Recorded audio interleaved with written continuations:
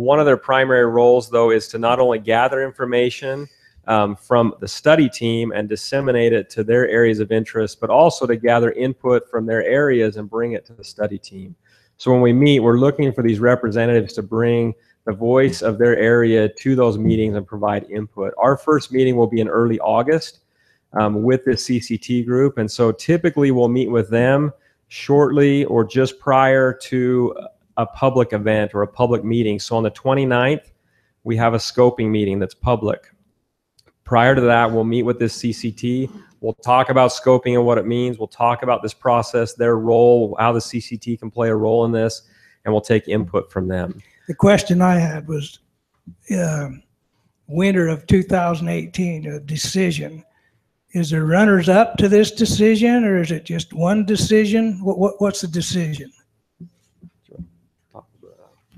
That's just the formal decision document that kind of finalizes that environmental study process. We will be, I mean, this whole process is a decision-making tool, so we'll be asking for input and making decisions throughout this whole process. But is there just one decision, or is there a decision that might not be the decision what you come up with? Recommendation. Alternative.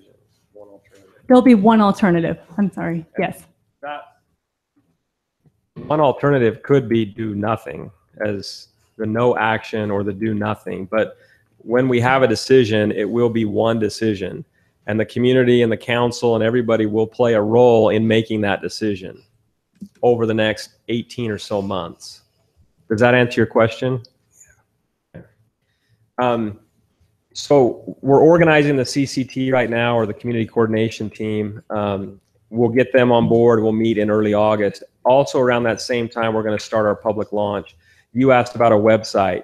We'll have a website, a hotline, and an email where members of the public can call or send an email with a question. They can go to a website and get more information. We'll post public meetings there. If we have documents for review or alternatives, we'll post those, make them available online for the citizens to review. So you don't have to come to a meeting to get the information, but if you'd like to interact with a member of the team, you're welcome to come to the meeting and we can walk you through some of the alternatives or answer some of your questions in person. If not, though, we'll have email and hotline as well that people can engage with. Does that include signing up for, like you guys will push notifications out, not just, hey, we're going to post them here and correct, you know, come and find it. Yeah, let me talk a little about the launch, but we are sending the sign-in sheet around. So if people are signing, providing an email or an address, we'll either mail them or we'll send them an email before we have anything happening publicly as far as those 3 key points, which are scoping, which will be this summer in August, alternatives early 2018, and then the public hearing, which will be likely in the fall of 2018. If we have your email, we'll push information to you. One of my experiences with environmental studies and the general public, they get bored. The general public tends to get bored. We move pretty methodically, pretty slow. It's a decision-making tool, as Nicole and Russell have talked about. It's meant to be methodical and take time. And sometimes the public either gets bored or gets tired or worn out. My plea would be that you get involved, you get engaged, and you especially play a role in these key 3 milestones that we're going to have. Come to those meetings or provide comment to help shape this decision that we're trying to embark on. Would you clarify how they could expect, how the citizens that are here, if they have questions or concerns over this 1.5 year period, how can they expect a response? Like in what time frame and in what manner? Depends on how you ask the question. Would you just go over those, please? Yeah, so you can comment at a public meeting would be one way. We typically don't provide an individual response to comments. We try to compile those because we might have 17 people with a similar comment. We try to compile those and try to respond generally to a broader topic like that. If you call us on the hotline, we'll respond within 24 hours. If you send us an email, usually within 2 business days, unless it's over a weekend. We try to be extremely responsive because we know that their questions matter and they play a critical role in this process. So it kind of depends on how you engage or interact with the study. We'll also have an online commenting tool available where you can go to a map and place a dot. So you could put a dot on your home and say, hey, I live here. I'm really concerned about this study. These are my concerns. And then geographically, we would have a better idea of what those concerns may be. You may not want to put it where you live. You might put it over on the other side of town and say, we have an issue with transportation over here that needs to be addressed that's within your study area. And we would look at that and account for that as well. And so they can call us, they can email us, they can come to a public meeting and comment, and they can also comment via our website during those comment periods. So each of those, the scoping, alternatives, and public hearing, will have kind of a formal 30-day comment period. It's not that we're not interested in comments outside of that, but to advance the study, we have these periods of time where we're taking comments on specific items, and it helps us advance our study and keep it moving forward towards a decision or culmination. Did that answer your question? Yes, it did. Thank you. I want to back up a little bit and talk about kind of our public launch. Right now, we don't have a lot going on. Nicole alluded to the fact that we'll have people out on site. You might see some vehicles. You might see some people in orange vests walking around doing some assessments. Publicly, though, in August, we'll start sending out email notifications if we have emails. We'll do mailers. We'll put door hangers up to people that live in the immediate area, the downtown area. We'll use social media. Your channels for social media here in Washington City are pretty good. And so we'll use those to push information out about the study as well as our public meeting on the 29th. We'll work with the local media to do a story, hopefully, to get people to come out to the meeting, or if they don't attend the meeting, to provide information on what those needs may be. And so we'll have a big push in August to engage the public and to announce the study and hopefully get a broader or a broad representation of the community involved as we move forward. So Do you go, in your search, do you go as far as St. George Boulevard? By search, what do you mean? By part of our study? Looking for solutions for some of the traffic issues that you'll discover. Do you want to talk to that? We'll have traffic information clear down to the boulevard. If there's something that could help up to this area in our models, we would sure look at it. That would be, yeah, if we could find something that would really help, our models will show that. Usually it's not, it wouldn't impact the level we need it to clear up in this area. But if somebody had a good idea there, we could see what impact it would have to this area. Let me give you for example. For example, on the Buena Vista Green Springs intersection and under the freeway, a lot of our problem are trucks that are trying to turn left, that are trying to get over to Santa Clara or into the industrial area, where a elevated exit that goes over that industrial area to that main road over there might be just the solution, and anything else we do might not fix that problem at all. So that's why my question, I'm not saying that's the solution, you'll discover that, but I'm saying that there may be solutions that go as far as almost to St. George Boulevard and hook into the Red Cliffs that might be what's causing a lot of our problem. Yes, those type of questions are great questions because we can address them in our models fairly easy. So okay. That's a pretty easy look for us. So we want those type of issues to come up. We want to address them. Our models can be used for that type of analysis. So that would be a great question for us. We'll make sure you get the questions. Yeah. So I have a question and a comment. Well, two actually. First question. A couple of weeks ago when we met, it was, I call it a kickoff meeting, but it was kind of more of an introductions of who's going to be, what role is this entity going to play and what role is that going to play. Can you explain to everybody here what's actually been done to date in the process and where we are in that overall assessment? Sir, would you get closer to the microphone so we may hear you? Sure. So the question is, what have we done since we started the study? And so we did have the kickoff meeting that you're talking about, where we had folks from UDOT, we had folks from Washington City, we had folks from the MPO. We introduced ourselves as Horrocks engineers and our team. And we talked about the same process we presented tonight. This is the process we're going to be going through. Other than that kickoff meeting, We have started doing traffic counts. So you might have seen traffic counts. We're trying to use, as much as we can, traffic counts that your staff has provided to us. So that's been very helpful. So we've taken some of our own traffic counts. We've started to look at our transportation model, our travel demand model. We've had a lot of discussion on formulating this public involvement plan that we're talking about with the community coordination team. We've talked about the public launch, and we started to prepare for that. We've started to prepare our website. We've started to talk to some of our specialists about getting them lined up to come out and do studies. We have a guy out of Utah State, a Dr. Kranick, that will look at the social elements in this area. And he hasn't started yet, but we've had our initial discussions with him of what we're doing so that he can start to prepare questions to be out asking the public about the cohesiveness of neighborhoods in the area. So short of the traffic counts that you've been starting to collect, you really don't have any data collection that's come in at this point. It's more about identifying roles and scope of work, so to speak. It's just planning work so far and lining up our processes is what we've done so far.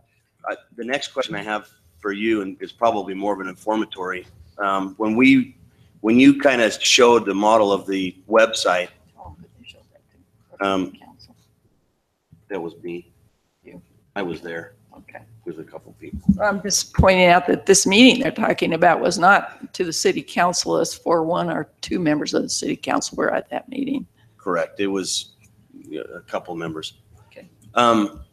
But on that website, back to where you said, hey, I can put a marker on my house and leave a comment on my house. One thing that I found quite interesting was the public actually will have an ability to go and pull those comments up throughout their neighborhood, and view and see who's been putting comments and what those questions and comments and answers are being responded to. We typically don't respond to those online, but yes, you'd be able to pick through the dots and you could read through what comments are happening in your area or throughout the community. But we typically don't respond. We try to compile everything and provide a response. Do you want to talk about how we respond during scoping and alternatives? So during the scoping phase and the alternatives phase, we gather all those comments together. And I think you alluded to this, Bo, already. But we kind of package them into similar type comments, and then we respond to those several comments at once, essentially. And a lot of times we'll put those responses on our website and then send out some sort of notification that says, hey, we've responded to your comments, go to the website and take a look. For the public hearing, however, we respond to each comment individually in the document itself. So you'll be able to see an individual response to your comment. Let me hit one more thing before you get into some of these questions. I kind of wanted to set the expectations for these three meetings just a little bit. The scoping meeting that's planned for August 29th, you're not going to see us having alternatives that people can look at. People are going to be disappointed if they come looking for solutions. We'll still be doing a lot of our traffic work defining the problem at the August 29th. So it's a time for them to tell what they're concerned about, to tell us and let us know what they're concerned about. We will have some traffic information at that meeting and kind of our starting spot of what the problem is and what we're seeing from some traffic information. But don't expect a lot of alternatives and stuff you're going to look at for solutions at the scoping meeting in August. That will come the 1st of 2018 when we've when we've had a chance to totally identify the problem, then we'll have a lot of things for people to look at as far as alternatives and different options in the January, February of 2018. And then at the public hearing, you should see the whole package of all of the analysis that's been done, all of the alternatives, which alternatives we screened out because they didn't provide a solution, which alternatives we looked at harder. So lots of information by the public hearing, then you have all of the package together, but kind of wanted to set the expectations of what you're going to see at those different public meetings. I still had a question about this decision part of the package. Once the decision's made, how does it go into fruitation?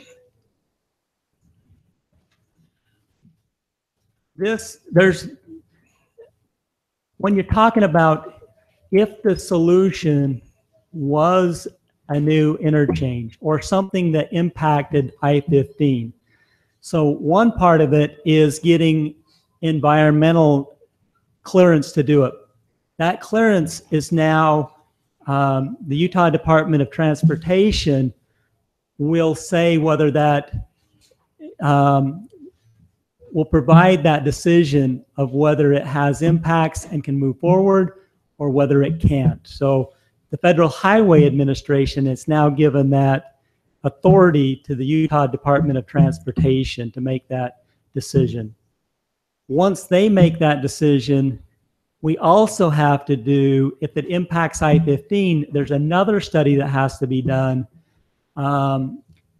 which is an interchange access change request, because it's dealing with, so there's another process that has to go through to get actual access, another access onto the freeway. So those two things have to happen before any money can be spent to actually construct anything. Once those two are done, it would go into a design process to actually design the solution, and then that's usually a year to year and a half process to do a design, and then you could start on actually constructing the solution. Now, does the city council have any say in this then? Absolutely. All along the way, we'll be getting input from the city council. The city council doesn't have the authority to approve a federal environmental document. That authority resides at Utah Department of Transportation. That's what my question has to do with, if I can just quickly. Yeah, come on. Yeah, stand up. Who hired Clorox engineering? My name's Matt Woodruff. I live north of the rec center. Who hired Clorox? I assume it's UDOT. And was city council involved at all? Was Washington City involved in that decision?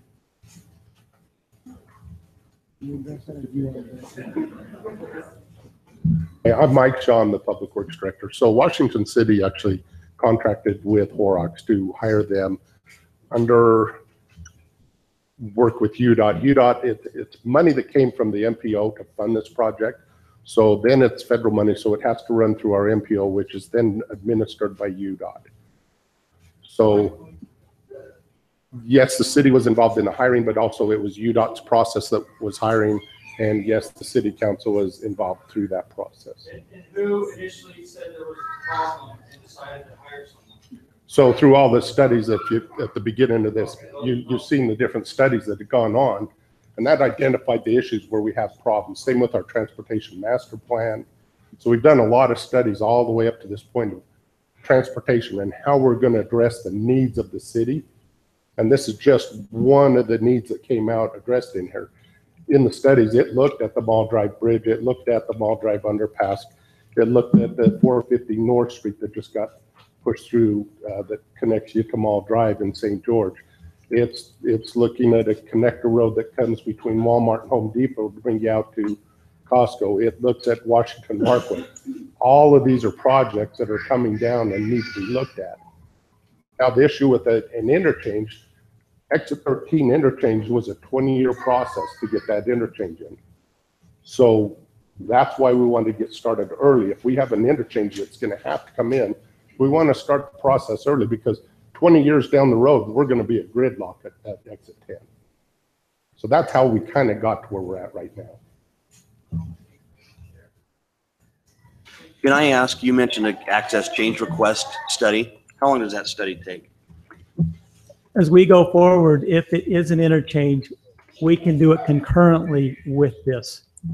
So it looks at a few different things in an environmental document, mostly to do with the impact the solution would have on the freeway system. So the access change request could potentially start that process next summer. Yes, you've identified that's right. Some solutions or some initial proposed. As we look at if it does get into a new access to the freeway, we'll start that process immediately to see what impacts it would have to the freeway system, to kind of keep that process parallel to this one.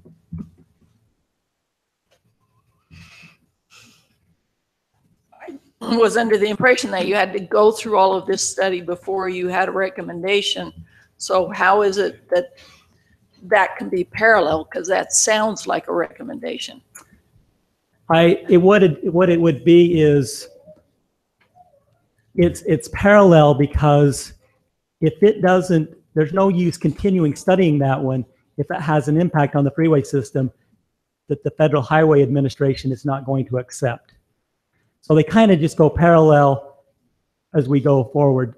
If we come up with a solution that looks like it's going to meet the needs of this study, we need to make sure it also, we'll check it as we go to see if it's actually a solution that would be acceptable by the Federal Highway Administration to the impact to I-15. So, okay. So if it's not, there's no sense in even studying that. Absolutely. Then we might as well not be studying it. Okay. Sometimes we use that interchange access change request as a screening criteria in the alternative development process. So if it doesn't meet the requirements of that access change request, we eliminate it from further consideration. Thank you. All right. You ready? Absolutely.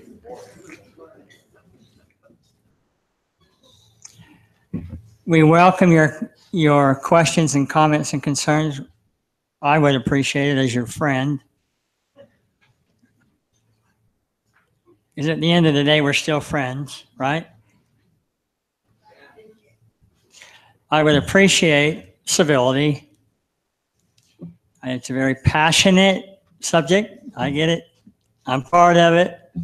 I'm related to half of you. I get it. But you're wonderful people, and I want you to portray that tonight. Okay? So, fire away. My name is Dan Clough. One of the things that is new based off the presentation that I'm concerned about is back to the parallel studies. I'm concerned that in the beginning of our presentation that everything about this is set forth as kind of a chutes and ladders. We start fresh, we work, it's a process. It's not so much time driven as mile mark driven. And I'm concerned because the environmental impact study seems like there is a lot of room for feedback from local citizens and government and everything. But I have a huge concern about there being a federally controlled thing happening at the same time. My question to Horax is, if the federal government comes in and says, you know what, you have great access, we completely approve that, how does that impact environmental assessment? Does that make it to where, you know, we've basically had one step fall in place where the citizens haven't had really much time to interact on that type of an assessment?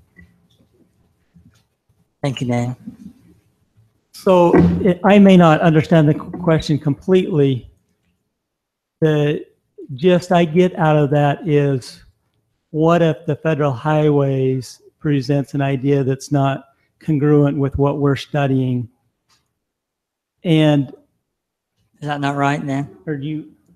I think what you're asking is, if the Federal Highways approves an access at this point, will it then sway this process that has public input? That's the question. No. And I want to back up and kind of answer or add to Russell's and why we're doing it congruent. Just in basic terms, we don't want to waste your money. There's no point in us proceeding down if a potential interchange is what we're trying to, it becomes the alternative, which we don't know if it is at this point, but if it were to become, but the federal government at that point says, no, you can't access I-15 because it hurts our system, our I-15 infrastructure and traffic flow on I-15 by adding more cars at this point, then we've wasted a lot of money to get to that point. That's the only reason that it'll run concurrently. If they were to say, yes, you can have access here, it just means it gives us another additional alternative to consider. That's all it would do. Does that answer your question? You don't have to come up if you don't want, but thank you. My name is Terry Hutchinson.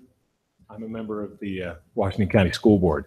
We have a elementary school in this area that may be affected by the decisions that are made here today, and many of the people are probably concerned about that. So my question for Horrocks is, have they consulted with the school district at all in light of the fact that we have an elementary school right there?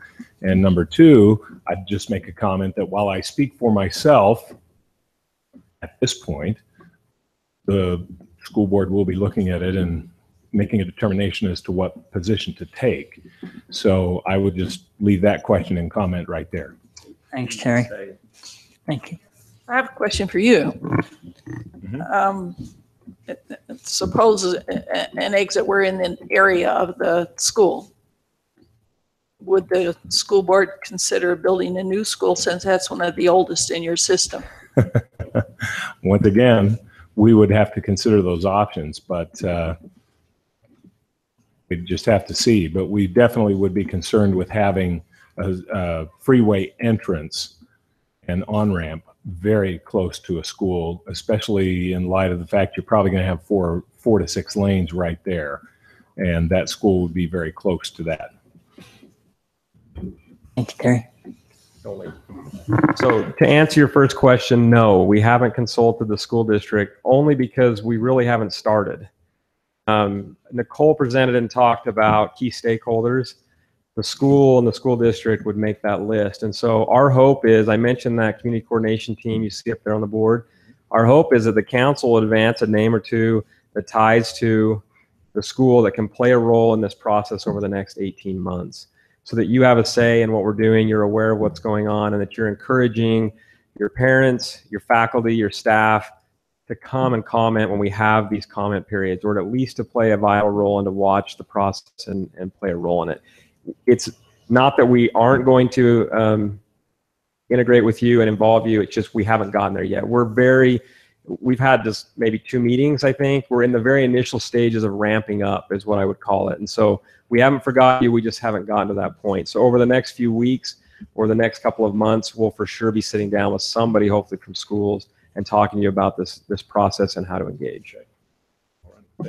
Terry, let's work to not build a new school. I don't want to move my classroom.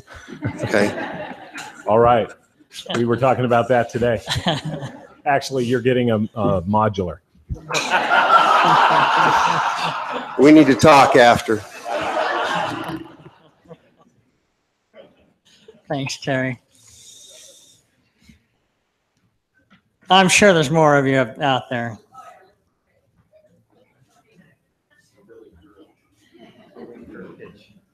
My name is Michael Eaton. I live here and I'm proud of it. In part of this scoping process, is the safety concerns also part of that scoping issue of the safety wherever this thing is placed, or possibly, you know, understand what I'm saying? Is safety part of this study and what needs to be done to secure the safety necessary? Will that be part of this? Definitely. We'll look at safety. One of the things that we need to look at, that huge list that I showed up on the board, is, yeah, I know. was pedestrian and bicyclist considerations, and so we're concerned about safety.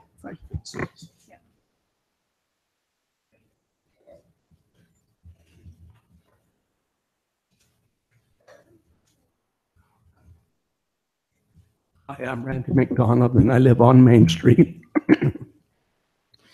Something that concerns me is the map you showed up here of your area that you're looking at. It was like right in. What? Okay, yeah, it's right at milepost 10 and up to milepost 13. Yet you said that you would consider going clear over to St. George Boulevard. I'm wondering how, if Washington City has hired you guys, where's your allegiance going to be? Are you going to go back into St. George? Because they were the ones that hired you. Apparently, it's your money that's being used here, but you're stuck between those two exits. We'll look at the regional transportation model as well as traffic in the area, which would extend beyond what you see on the map. But as far as a potential outcome of this study, it's going to be to benefit Washington City. We wouldn't propose to construct something at St. George Boulevard. It's highly unlikely that that would come out of it. We're primarily looking at this area between milepost 10 and milepost 13.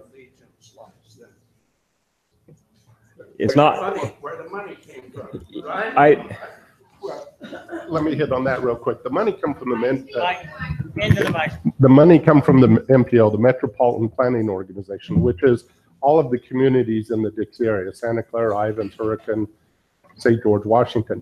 We look at things regionally in that committee. So if the benefit is, that's what we're looking at is as a region, not just Washington City. And yes, I represent Washington, and I'm more focused on our community and moving traffic in our community, but we look at it as a region. Let me clarify one other thing.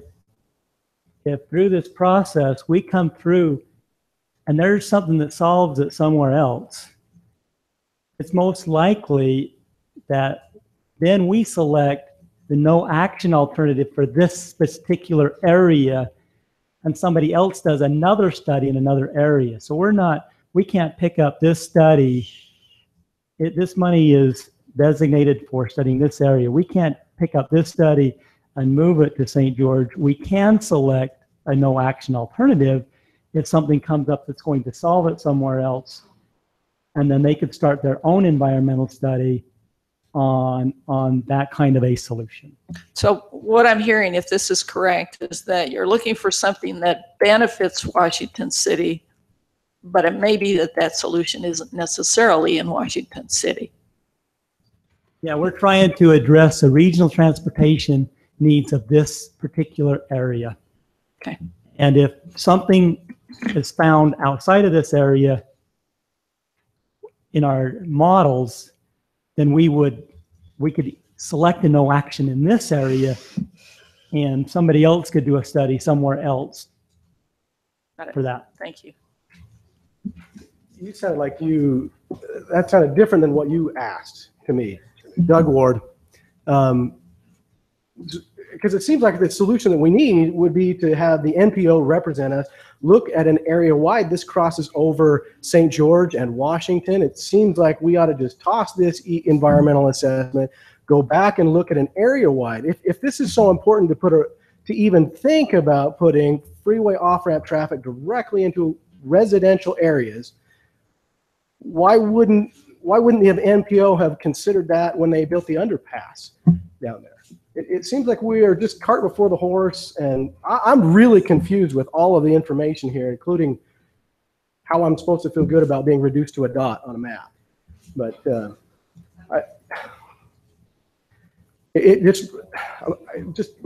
not even sure what the question is, but it really seems like before anybody looks at putting a residential neighborhood in jeopardy, children, families, and exposing them to industrial traffic, we ought to look at all these other simple options, connecting some of our surface streets down around the Green Springs exit. I agree, it's terrible. But a freeway off-ramp on either 11 or 12 is not going to fix that. You're going to have to directly fix exit 10.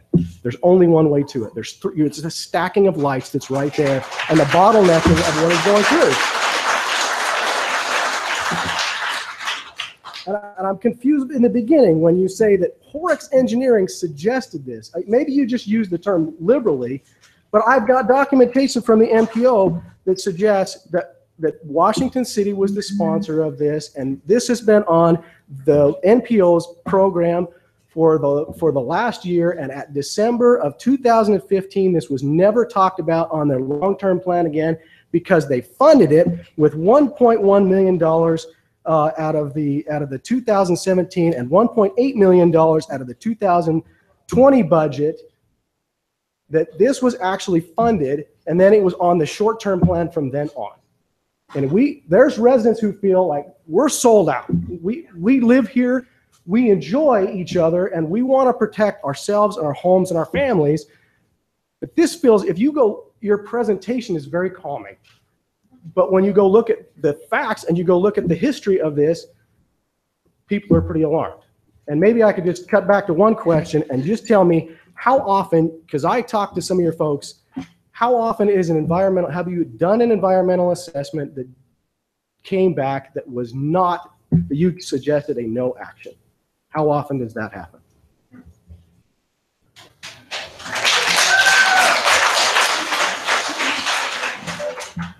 There are projects that come back with the no action. A lot of times, more often, it comes back differently than we thought when we started. Can you name 2 projects that came back as a no action? What's the reason when you? Because the person I talked to at the Dixie Transportation Expo could not. There was an environmental assessment done in Pleasant Grove that we came back with a no action alternative. That's the one that in my experience that we've had. And then we're having it suggested to us that this is a 20-year cycle.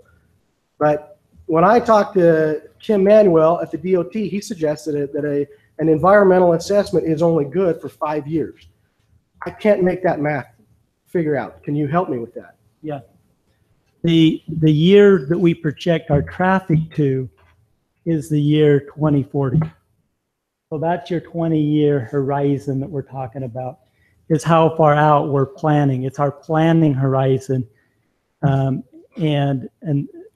you're right on the actual environmental document. They do have a life to an actual environmental document before you would need enough changes happen in an area that you would need to restudy it. So it does have a life to protect the changes that happen after an environmental approval occurs. So bottom line, how long would this study be worth?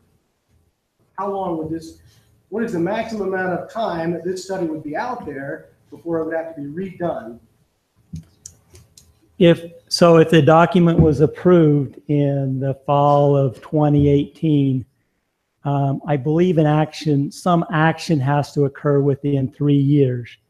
Now, when I say an action, that could be a right-of-way purchase towards it, a design towards it. It doesn't mean that a bulldozer has to show up and is going to construct something. An action has to occur. I believe it's 3 years. Do you know that? I believe it's 3 years and action has to occur after approval. But that's a far cry from 20 years. The 20 years is a planning horizon that we look out to. I get that, but we're concerned about our homes, and when the property value of our homes, we want to know, like, when is this freeway off-ramp going to come through our neighborhood? So, people keep floating this 20 years out there. That sounds lovely. I can go back to sleep with 20 years. When you talk about 3 years after 2018, yeah, I'm concerned. Yeah, once an environmental is approved, yeah, I wouldn't plan on 20 years before it gets constructed. No, that's not what we're trying to present. Also funding. There's no funding to construct it. Not according to the Dixie MPO's I'm holding a document right here that talks about the funding for this. That's funding for a study that they've initiated, that they've started. How many millions of dollars? To construct an interchange, what's an average cost? I'm working on a number of them on Bangor, and they're in the $40 to $50 million range to construct an interchange. The funding for construction has not been secured or set aside. We typically go through an environmental process like this, take public input. Which would cost how much? I don't know the answer to that. How much would an environmental impact study cost? They range greatly on it. We're talking about a specific on this one right here. It's probably $1 million study. So but they've got $3 million allocated with local matching funds, which I imagine that's putting us close to $5 million right there. And yeah, it's premature. We don't even know what we're looking at yet. We're state funds or state funds? It's funds that are out through the Dixie MPO. I mean, we're starting a study. I don't believe it'd be appropriate to say how much something would cost that we don't even know what it is. Is the contract for the study, is that available at this meeting? There must be something. I mean, you're doing work for a legal entity. There must be a contract and a scope for that. Yeah, there is. Not there right now. And when I talked to the Horrocks engineering representative at the Dixie Transportation Expo, that individual suggested that it would be Horrocks who would be doing the engineering of the actual off-ramp should the off-ramp go through. Is that correct? We will do engineering as part of the study. So depending on what alternatives come out of this. So for instance, you gave some input. We're in a scoping phase of this. I hope that you'll provide that input. Part of your input was to fix exit 10 and connect some local roadways. That would be good scoping input for us to take as part of this study. If those solve the problem, then that's what we would design. We would design stuff around potential transportation solutions. An interchange may be one of those. Frontage roads may be one of those. There's a number of things we would look at. We will design potential solutions and alternatives for the public to look at and to weigh in on. And let me clarify. As part of this study, we'll do a some very high level design work. We have no contract to do anything beyond an environmental study. So the only design, just to clarify, only design would do is what we would look at a high level design, look at transportation solutions, not the detailed design to actually construct something, if that makes sense. Why did your company representative at the Dixie Regional Transportation Expo think you'd be doing? It just feels like a conflict of interest. I'd like to know where that is. Yeah, we do not have a contract for that. I can't respond to something I didn't talk about. So what will happen is after the environmental's done, and if we get to a point where it's going to be an interchange, it will be a separate contract that we'll put out by UDOT, a request for proposals from consultants. Horrocks could put in for that, but it would not be looked on because they did the study, they'll get the project. It'll go out to a list of contractors or consultants that would do all the construction design. So it'd be a separate contract altogether. And as part of the EA, what will be done to determine how much property value and how much value individuals in the affected areas will lose in their homes? Because when I talk to real estate agents and appraisers, they could not come up with any numbers, because typically they will go and they'll take a look at a house of a similar type on a similarly busy road. But since there are no other freeway off-ramps that directly exit into a residential neighborhood in all of Utah, they couldn't even determine how they would actually come up with the type of property value loss. So that's a two-part question. I'd like to know if that will even be looked at, and then how you'll be coming up with to determine those values. I am not a right-of-way expert. I don't want to pretend I am. We do have right-of-way experts on our team, and I would like to reach out to them and have them come to the scoping meeting where a more appropriate person could answer detailed questions on right-of-way appraisals and stuff that don't have the expertise in. Also, part of this project is that they don't necessarily look at values to construct the interchange. They don't look at the values there. What they're looking at is the least impact project that would go in.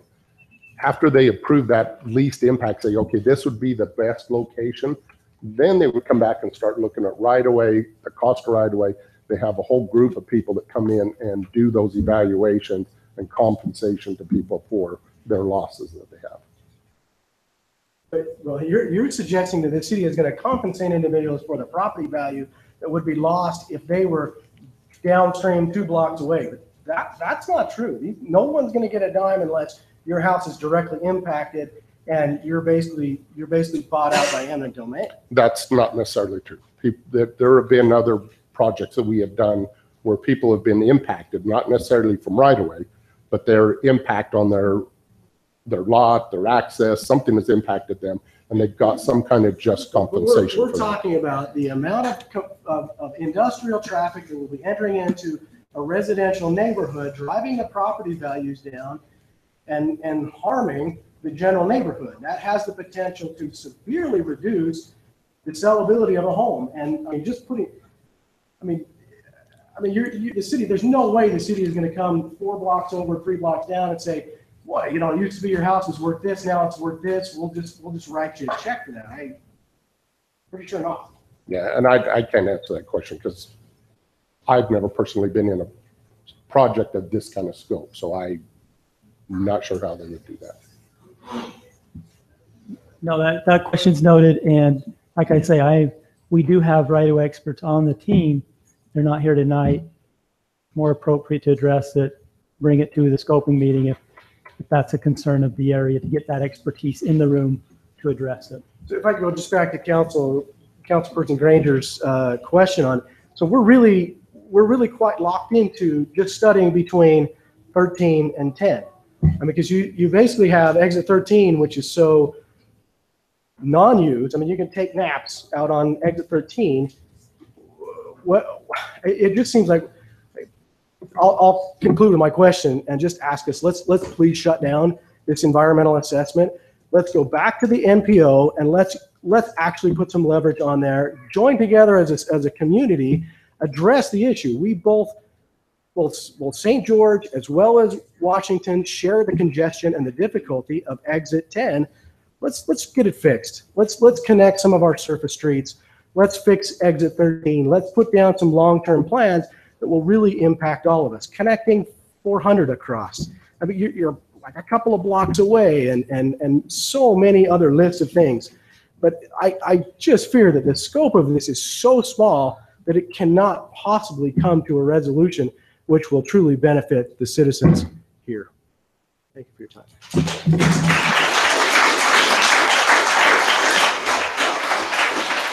Hi, my name is Penny Beckstrand. I just have a question on the Northern Corridor. What happened to that? And why don't we reopen that and connect 13 to the Northern Corridor and use the old dump road, which would open up for the trucks to take that over to industrial. And then that way we wouldn't even need to have any kind of thought of opening an exit into a residential situation. And that would open it up. They could take that old dump road, connect it over to behind the Sugarloaf, and then people could get over to Santa Clara, and that could alleviate a huge problem off of 10. Is that? I believe that's tied up in Congress in Washington, D.C. right now. I heard that the turtles were no longer a situation. How do we fix that? Call your congressman. I know that Senator Hatch and Senator Lee and Congressman Stewart are heavily involved in that, in reopening or renegotiating or redoing whatever expired a few years ago. Is that right, Mike? It is still a turtle situation? No, it's all over. Is it still? Through the tortoise habitat still is an issue for us. But we are presently working on, it's now actually called Washington Parkway, so it'll come off of exit 13 and be a continuation. We are presently working on that and we're presently working on Washington Parkway as an alternative right now. We're working on our planning and how we can put that into our budget so we can at least connect exit 13 with the top of Green Springs.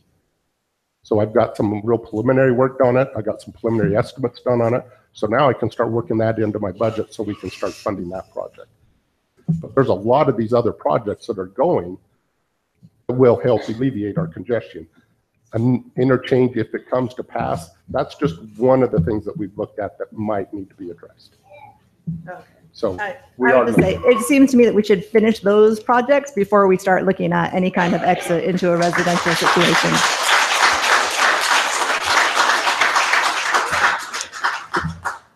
Isn't that what this will kind of do? One of the things I'd like to clarify is when we do our traffic studies, when we look at a horizon year of 2040 in the travel demand model that we're trying to decide what the needs are, it includes the Washington Parkway already connected like was asked for. So our models account for projects that are not seen today. It's I don't know. I'm confused, I guess. But in 2040 model, it includes a lot of projects in every city that aren't currently constructed. So the MPO every year is constantly updating what projects will be included in that long-range plan. And we include all of those when we look to 2040. And so those are in the model that we're looking at, a lot of these solutions that you're talking about. My name is Janelle Robinson, and I live on Main Street, and I love Washington.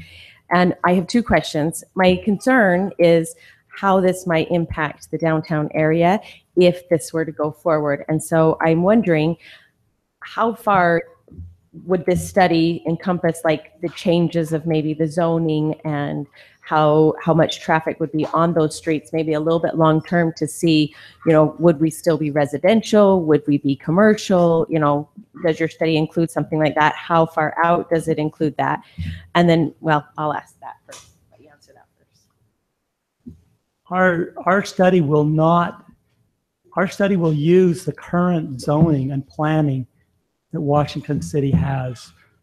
We're not going to suggest a different zoning as part of our study. That really is a direct impact if this were to go in, or if any of the roads were to go in, because I would imagine that if you live, say, a block from where the interchange would be, such as where I'm at, I personally would not want to have my house that close. And so I would imagine that some commercial builder would come in and want to offer me a nice low price for my house so that they could say, hey, we could buy it for you because, you don't really want to live here. And, so then I would be kind of stuck. And so I'm concerned about more of the other residents that would be in the same position. How would this change the downtown area? So it doesn't sound like that is part of your impact study, because I would think that's a huge impact of how that would definitely impact the residents here. Yeah, the zoning is beyond anything we would do. It resides with the city. So that'd be a more appropriate question to your city officials than anything we would do in terms of changing or suggesting any zoning change. We just wouldn't recommend that as part of our study. Is there a way we might be able to find out how this would impact the residents down in the downtown area that would be near this? That's part of our study, is looking at the impacts of whatever our solution is. We will be looking at all kinds of impacts and how it might impact them, from traffic levels to safety to noise to any right of way that needs to. So all of that will be addressed. And to any solution that we come up with, we will look at impacts to the people in that area. It's just that the zoning one is beyond, we don't ever recommend changes in zoning. That goes back to the city and not something that we study at changes in zoning. Well, just let me interject a little bit. I think as a city council, we don't proactively go out and say, we're going to change the zone underneath your house. It's residents, if they want to rezone their property, that's your right to come and rezone your property or at least request it. I mean, we'll look at a general plan if an interchange is included and where that's at. And through the general plan process, we might look at, well, is that forecasted to change from residential to commercial? But we don't change zoning on our own. How would would you guys do that and then kind of let us know what would be happening there? I don't think that anybody would even consider looking at changing the general plan until something came back, at least at the end of this process in a year and a half, 2 years, and said, hey, we think that an interchange should go here. But the freeway off-ramp is on the general plan. No, it's not. There is in the general plan, it references a potential freeway off-ramp going in. But there's no foregone, hey, we're putting an interchange and there's no, we're putting it here. There's nothing's. Yeah, general plan is non-binding. I mean, we have to look at down the road and say what's going to happen with the city and what's going to happen with the traffic flows and things like that. But until rights of way are secured, for example, we don't put a road. We're in the middle of securing the rights of way for Merrill Road down in the field. Until those rights of way are secured, that road doesn't exist because we don't have the rights to build that road.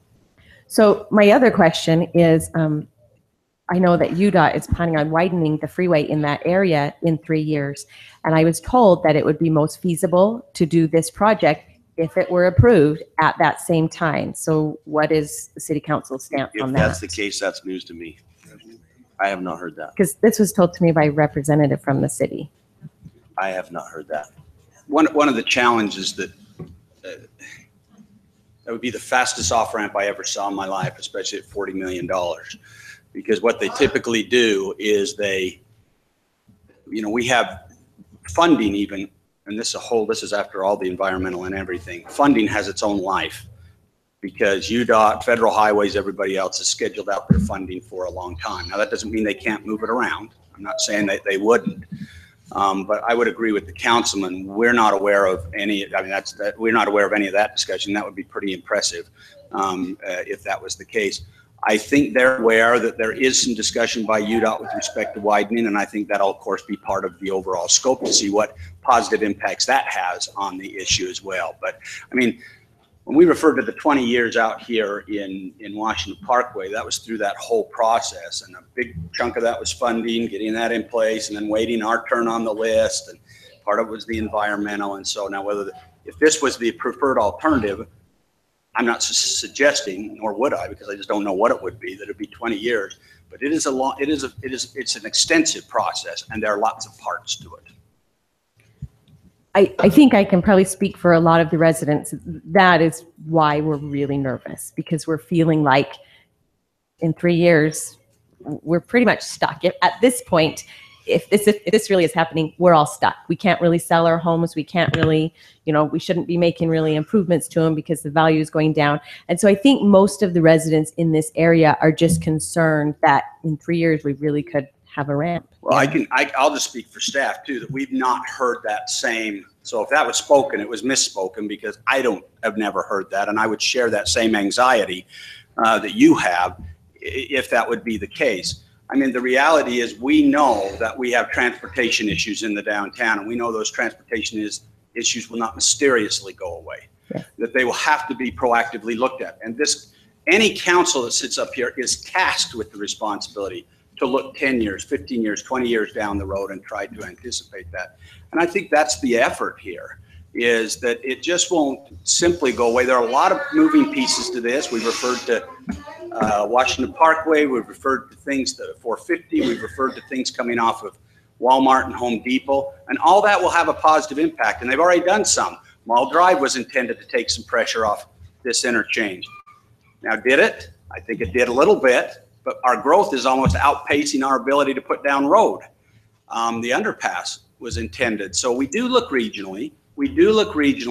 But again, the council is tasked with looking at all options, no matter how much anxiety that creates. This creates more anxiety for them because they've got to look all across the city and say, how do I address that?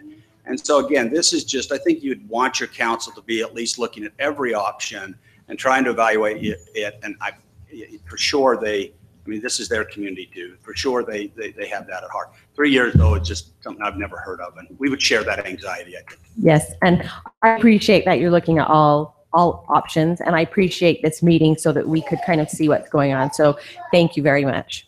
Thanks.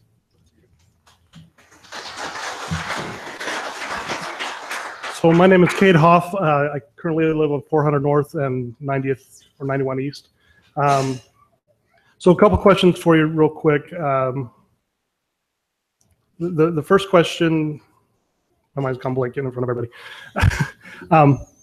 So scope of this, right now you keep talking about scoping, but really we've kind of defined the problem. Am I correct in that assumption that the problem is Telegraph and that's what we're trying to resolve as far as, or not Telegraph, Green Springs exit and the traffic flow there? Is that the entire scope of the problem we're trying to solve, or are we still trying to determine additional problems that we're trying to solve? We know that that is one problem, and we are starting this traffic study part of this to identify all problems in the area. So that one's very visible today, and as we look at a model for 2040 and all the implications of that, it may extend, it may be many, many more that we uncover, and we're just starting that process. So you're going to identify all problems with traffic within this geographical area, and that's kind of the scope there, and the community members can present any of those issues or problems to possibly be resolved by some sort of solution. Is that the correct assumption? I mean, we're not going to be able to decide if somebody has a pothole in front of their house, we'll pass that on to the city. Won't be part of our study, but we're happy to take any transportation issues that you have. Where it's appropriate, we'll use them. If not, we'll pass them on to the city officials. But the primary goal for the city, I mean, obviously the city had a goal in mind when hiring you, and that goal would be to try and resolve the traffic at exit 10. Is that correct? As a primary? I guess that could be a primary, but we believe that we need to look at it holistically as your whole regional traffic. Okay. So, and then the second question is, and I think you kind of brought this up, I had experience with the North Davis corridor. I used to live up in Layton. So I kind of have the same experience, and I kind of recognize the experience that you said that it takes a while. So I think they started up probably 15 years ago with that study, and they still haven't started building yet. They finally come up and said, this is our preferred alternative, and kind of gone that route. So ideally, we said it's not going to be 3 years, but do we have a rough idea, ideally from the city, what your goal would be as far as timelines, and then who all is going to pay for it? Because you mentioned that's one of the big issues is how do we get all the money? So UDOT's going to maybe throw in a little bit. City, are you guys throwing in a little bit because you initiated it, or where does the money come from? Can I just make a quick comment? You mentioned goal, and I think there's a lot of perception that we as a council have a goal to add an interchange, but that's not the case. I mean, it's contemplated that there's going to be a need for it down the road, but it's not something that I think anybody really desires. It's like we're not recruiting for it, right? We've got to go through this process to see what our long-term issues are going to be. That's why I kind of wanted to focus on what is the issue we're trying to solve, and then there may be alternatives, and the freeway off-ramp may be the best alternative. I think it's as broad as they say. For example, access to the fields where we have a huge amount of growth going on out there. Do we have all the access to the fields that we need? We have a lot of construction going on the south side of the freeway, Brio and north side, just a lot going on over there. Are we taking care of that adequately? So I think the presentation that we're trying to look at what's going on and how best we can solve that is correct. I think that's the job of this committee, is to look at it. And that's why the committee has people from all parts of the city on it, is because we want a long-term look. We want to know what we're facing and what decisions we need to make in order to face that. Okay, so it's fair to say that we're not just commissioning a study on putting in an on-ramp and off-ramp, or even resolving the green springs. We're trying to resolve all issues or traffic issues within or at least list what some of them are and prioritize them and have some alternatives. Sure, you have to understand that, the downtown's fairly well built out. I mean, there's lots to be built and there's areas to be built, but for the most part, it's built out. But between exit 13 and Green Springs, there's 1,800 acres of developable ground that the state trust lands owns that will be let out to be developed, and develop that 1,800 acres and put homes up there. And then what kind of issues are we going to have, in the area? And you may know the answer to this, but what kind of acreage do we have out in the fields? And that's not even talking about Warner Valley or the way to the airport. We have two things in Washington City that are to our advantage and our disadvantage. We have sunshine, we have land. And that land. Well, we have weird geography that makes everything funneled. Yeah. So the final question: the studies that were done previously, are those accessible somewhere, or will they be made accessible on your website? Thank you for your time. The traffic reports? No, the previous studies that were listed that got us to this point in the first place. We'll provide links to those on our website. I think to answer your question too on funding, if we ever got to that point, we never get off scot-free with these type of things, because quite frankly, it's our population that's causing a lot of these pressures, not fully, but a big part of it. And we never can stay static. That would be the simplest thing for us to do, is just simply say, stay static, and just say, this is somebody else's problem for another day. And a good example of that is the widening of Telegraph. And that's just simply getting commuter traffic from, the east side to the west side of our city and along that and to parallel that I-15 corridor. And some of that's ours and some of it's not. So we never can really stay static. That's the key. We have to keep kind of looking and trying to stay. And there's not tons of money available all the time. And there's not, and we always seem to be playing catch up. I mean, at some point, nothing happens. Green Springs intersection will stop. And we've just about milked every cheap option out of the Green Springs intersection that we have. We've signaled differently, we've striped it differently. And part of the problem is the stacking distance that we've got that is just a physical barrier for us with I-15, and it's the way they laid down I-15, and whoever was responsible for that is who we're trying to find. But we've kind of milked that one out as much as we can. We're gonna continue to work on that though. But at some point, that decision on Green Spring will be taken from our hands, and it'll just be what it is. And that is going to be a challenge. And right now, I mean, we've got stores that only have one exit, one entrance, because all the other entrances and exits are blocked off, and at any certain times during the day. So, I mean, we don't stay static. It's this growth and this has really kind of had us kind of to this point.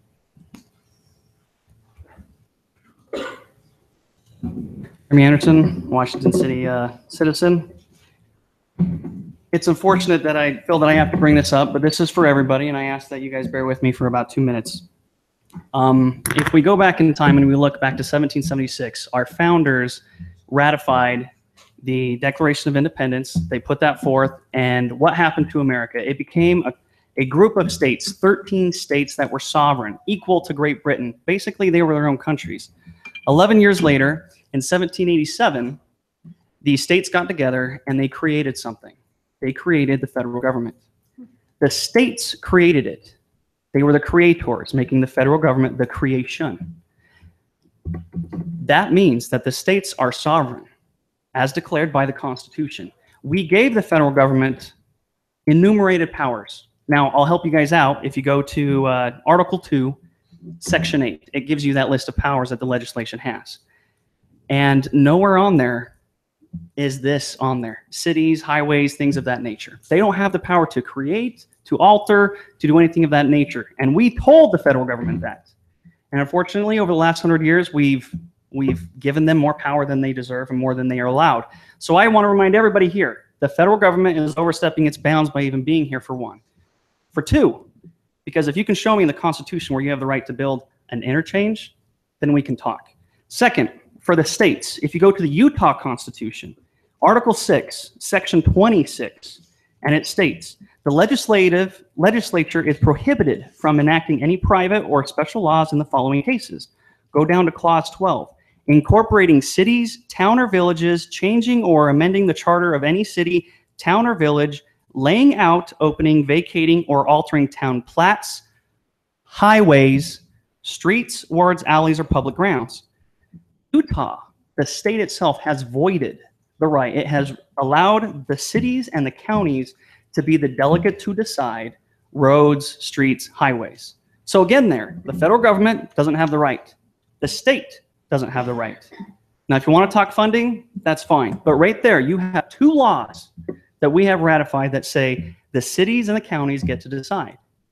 So now at this point that I want to make is that, yes, we probably can all agree that we need probably another interchange, right? Would the city council not agree? And would the people not agree? We might need to alleviate stuff. That's fine. But we decide, we the people. When a federal is, I'm assuming you guys are from federal, correct? State even? Where are you guys from? But you guys are representing the federal government for funds? They're a private group. They're a private organization. Okay, but this is all based on a federal funds, correct? No, a contract with the city. Contract with the city. Okay. Regardless, I kept hearing federal. What's the federal that I've been hearing? They're the stewards. Interesting. I don't think they are.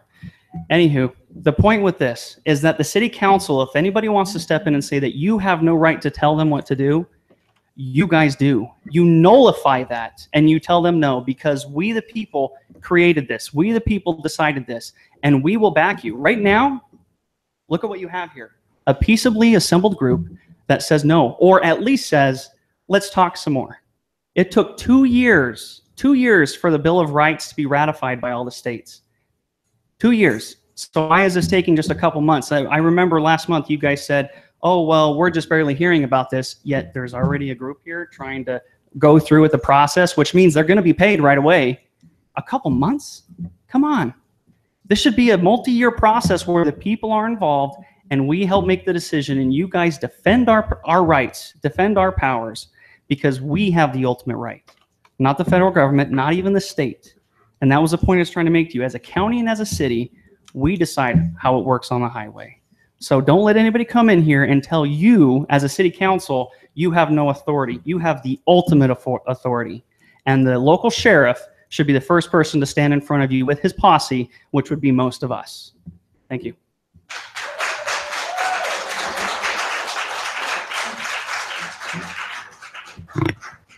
Hi, Jean Arbuckle. I live at Green Spring, not Green Spring area up by Silverstone. I live right at milepost 10, folks. I've lived there 23 years, and so I've seen that grow quite a bit. I want to clarify one thing. The statement was made earlier, the general plan was non-binding. I believe the general plan is binding. Otherwise, we wouldn't have a general plan. It can be changed, and that's the first thing that is changed before we go into zoning. But I just wanted everybody to be aware that we have all these meetings for general plans, and they actually are binding.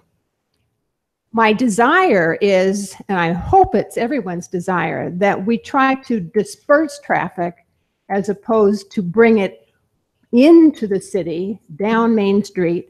The last thing where I live, the last thing we need is more traffic on Green Spring Boulevard, just like we don't need more traffic on Main Street nor on Telegraph. So I'm hoping that these studies will keep in mind the northern corridor and that we can move traffic away.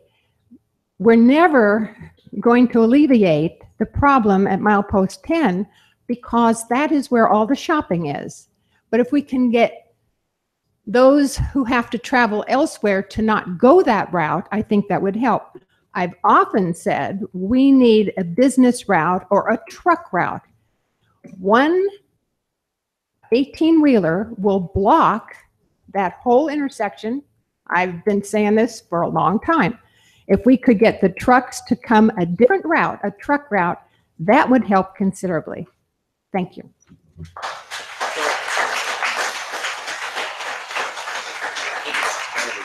Hi, I'm Jennifer Gummo, and I live at the end of 300. And you said that it was a needed area for information. What does that consist of? Because when we first bought a house in 2004, there were rumors of the exit being there.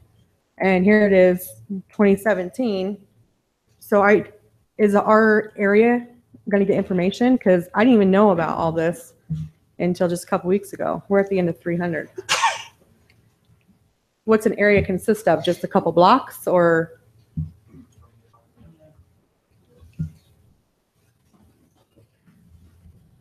We haven't started public outreach at all. This is the first time that we've engaged with the public. This is something that the council set up and asked us to come and present. So we haven't been working and not including you. As far as an area, we're going to use social media, traditional media stories. We're going to do mailers. We can't mail the entire city. I think there's over 20,000 residents. We can't afford to mail. What's that? But yes, utility billing, city newsletter. We're working on an article that will run in advance to invite you to the meeting on the 29th. We'll do door hangers to people that are in the downtown area. We'll do mailers. We have a whole program of outreach. We'll work with the city council and the city staff to make sure that we're trying to reach as many people as we can.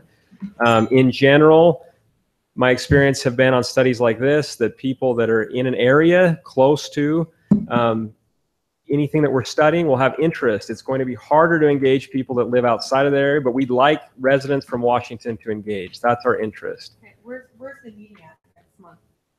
On the 29th, it's at the school. Is that correct? From 5 to 7 p.m. at Washington Elementary. Okay. The other question I have is, there's something called the boils over there. What's going to happen to that? Boilers? Yeah. What's going to happen to that? You want me to address that? We're building a park in November in the boilers area. What will happen with the freeway exit then? What's the point of building a park? It's far enough. It's far enough away. Far enough away. Let's assume the proposed alternative is Main Street, right? Just for the sake of discussion. Yeah. The boilers, I think, would be far enough away; it wouldn't be affected. Okay. Certainly, like I said, there is no alignment. There is no proposed anything at this point. Okay, and that will be part of our study. What? Yeah, it will be part of something that we'll look at. Okay, because one of the things I'm concerned about, like I said, I live at the end of 300, and the speed limit there is 25. We all know that we don't go 25. Sorry, Chief, but we all know. I was a cross guard there. We all know we don't go that. But I live at the very end where the freeway is, and I cannot tell you how many cars speed past my house thinking they're going to the freeway itself. If that happens, my whole neighborhood is going to go to crap. My kids will not be able to ride their bikes. I drop my kids off to walk with a group. They're not going to be able to do that. I'm going to have to change my work schedule. I'm not going to be able to work until I go personally drive and drop my kids off. It only takes 4 minutes for my kids to walk to school. We're walking school. That's what I don't understand. We are a walking school. All of us are going to have to get second cars. I don't have a second car, so you're telling me I'm going to have to go buy a second car to drive my kids 2 minutes because they're not going to be able to walk. And that's my whole problem there, is because that whole neighborhood, that's going to be affected, even though it's not right there. We don't have a crosswalk on Main Street. How is that going to affect the kids trying to cross there? That's going to be insane. No guard or nothing. And so, I mean, do any of you have elementary school kids? Would you put them right there to walk across that street with an exit? That is insane to me. I guess that's not even a question. That's just insane to me. But also, if that is such a dangerous exit, have you guys ever heard of Starbucks? Why put a Starbucks there if it's so dangerous? You know, I'm not understanding either. The last thing is November elections. Who's for this? I need to know who to vote for.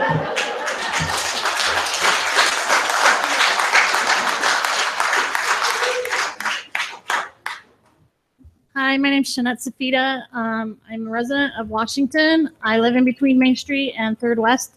I just have a few questions. The first one, I didn't even know there was a northbound interchange going on. And so I was actually going to talk about, why don't we just get a belt route? That will alleviate a lot of stuff. So will it eventually, like maybe when hell freezes over, be connected to like a belt route? So like airport people can come all the way around like 215 in Salt Lake, or the 915 or the 515 in Las Vegas. To me, that makes a lot of sense. A lot of sense.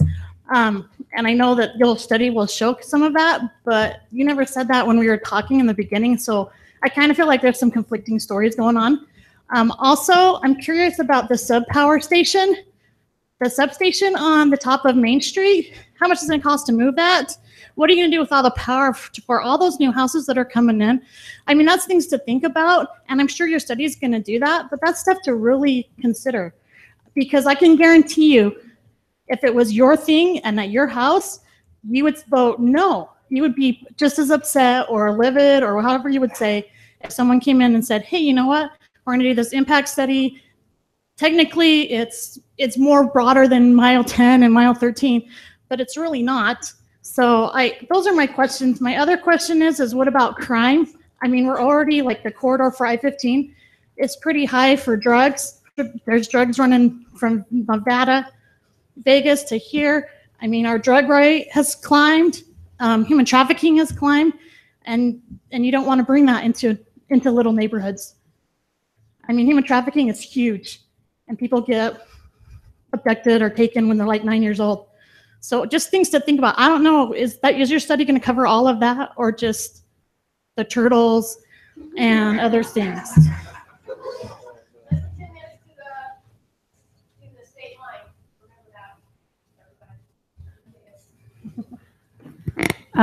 Yeah, our study does consider more than just the turtles. As I talked about a little bit earlier, a large part of the study is going to be impacts to the human environment. So we will study those issues. Then I just have one other question. If they ever did do a belt route here, like who would fund that? Is it the federal government, the state government, or well, like? The Southern Corridor is part of that belt route, right? And that was proposed, or who funded that? That was federal, wasn't it? Monies that came in on that? Mostly state funds. Okay. They've talked about the Northern Corridor. That's proposed to be the North Belt route, but that's the one that's hung up with the BLM resource management plan that is back in Washington, D.C. So that one's a fair distance out. Okay. I would just mention too, with regards to the belt route, because I think this is important. With the Northern Corridor, I mean, the Northern Corridor is not a given. Okay. There are a lot of us that feel that it should be, but there are a lot of individuals in this community, and I'm talking about Washington County, that do not want to see that occur. That will have benefit. There's no doubt it will, because of exactly the points you're bringing up about the trucks heading to Ivins and Santa Clara. So I would strongly encourage people in the audience as well to get involved in those meetings as those come up and express their concerns about how important that is as well, because that all fits as part of this puzzle. Well, it would definitely alleviate a lot of stuff. I mean, like that lady said that, I mean, the shopping centers are right there on exit 10, you know, everybody likes to be like close, get off, get on, get your stuff, you're done.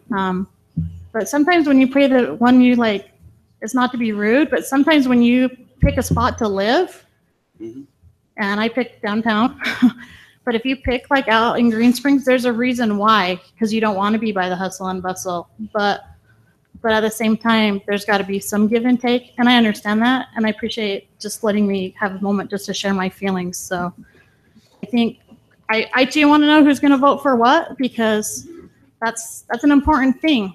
I don't want to go and just check a box and be like, okay, well, I think he's going to have. So I'm happy to answer that personally, whether or not I would vote for it or not. Okay. There's no way, shape, or form I'm even going to make it a decision until the report's back. Okay. When the report comes back, then I have something to even look at and vote for. But if you ask me, would I vote for something on Main Street or 300? That's not a vote for me, because it's not it's not even proposed, or it's not even listed as a solution. You know, once the data comes back, once something comes back that says, hey, look, we've got 1, 2, 3, 4 options, 5 options, and a no build option, then you got something to look at and vote for or against, or really discuss once you see the traffic models and what that means. But at this point, I'm not for or against any of it. I'd like to see the report come back first. So with that report, and you said we can just contact our congressman, like On the northern corridor. On the northern corridor. Correct. So it's just the 2 senators, and I'm just clarifying for myself. Well, there's certainly a lot of interest with the county commission too. I'm sure you could talk to them. I think they're some of those people that are promoting a change so that that's allowed. So there certainly are people in the community that are. You might want to start with your county commission. Okay, thank you so much. Have a wonderful day. I want to follow up. Thank you. Ma'am, I want to follow up. I'd be amiss if I didn't comment on what you said. You're talking about the children in our community and their safety. I want to let you know that our police department is the best around. You know, they are very and good. I want you to know this, that me personally, those children are very, very important to me, and getting them home safely every day is a top priority. And if people are inconvenienced, or if they don't get to their shopping center as fast as they want, but a child is safe, that's where my heart's always going to be. I really appreciate that, because I know that we're being flooded with stuff. And so just from information that I have learned, so I really appreciate that. Thank you. Let me extend that comment just one other step. Not only that, but Washington Elementary, we've got Principal Kelly Mitchell in the back door back here. We had a board member here earlier. This is something that's taken very seriously. And I want you to know that no matter what is decided, you know, no matter how this plays out, children's safety will always be a top priority, even at the school, to get them home. We understand what walks through our doors every day. We know how important they are to families. We know that's the reason for living. So I need you to understand that. And if there's ever anything that you need to reach out and talk about it, because we're very willing to understand that. This is a very, you know, the topic is talking about an off-ramp, but what it deals with is people's lives. We understand that. We live here too. Our lives will be affected also by any decision that's made. But there's due diligence on the city's part to make sure that we're doing everything we can to plan and prepare. And the best information is given to us. We make decisions on that. But it's never a clear cut.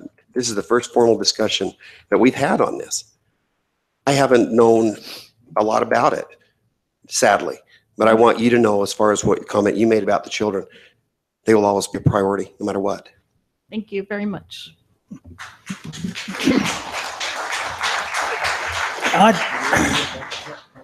I'd like to make a statement too. I live on Main Street, and I'm not for this Main Street off-ramp. So just so people know that.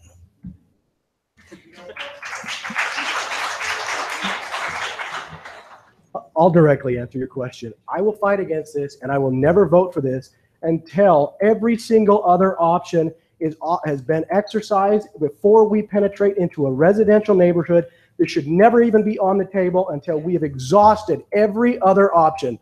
Doug Ward, I'm on the ballot.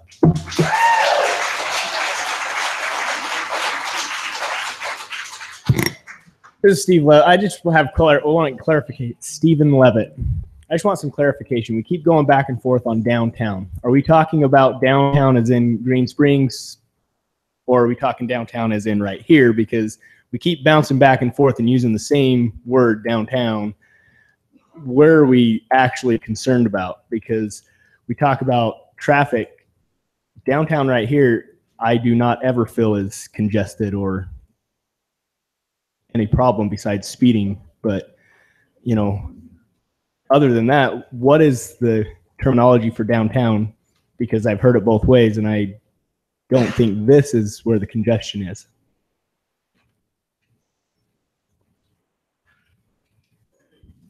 Anybody want to answer that? Well, I think it's fair to say that downtown would be considered from the river to the freeway. right? Yeah, I'm just wanting clarification because again, we talked about the congestion of downtown, but I live 2 blocks from here. I've never been in a traffic jam.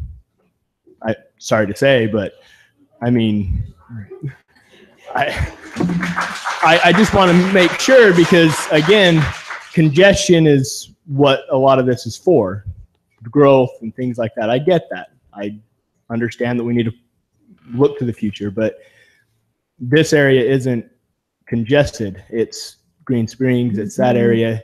I understand we need to alleviate some of that, but honestly, what is putting in an off-ramp right here going to alleviate from Green Springs if people are going to shop? Well, I think that's the question. Hopefully the study will answer that question. And it's a fair question. Right. Okay. But that's why we need a study to determine that. Right. And I'm fine if for it the doesn't study. make any difference, then that's something we need to know. Okay. Right. Like I said, I just want to know what are we considering downtown, because this is not a congestion. This is not, I mean, my kids are, the only concern I have is that there's no sidewalks from the elementary school to anywhere in town. I mean, there's nowhere for them to safely walk. But I mean, the congestion isn't the concern right in this area. I mean, that's what I want to know.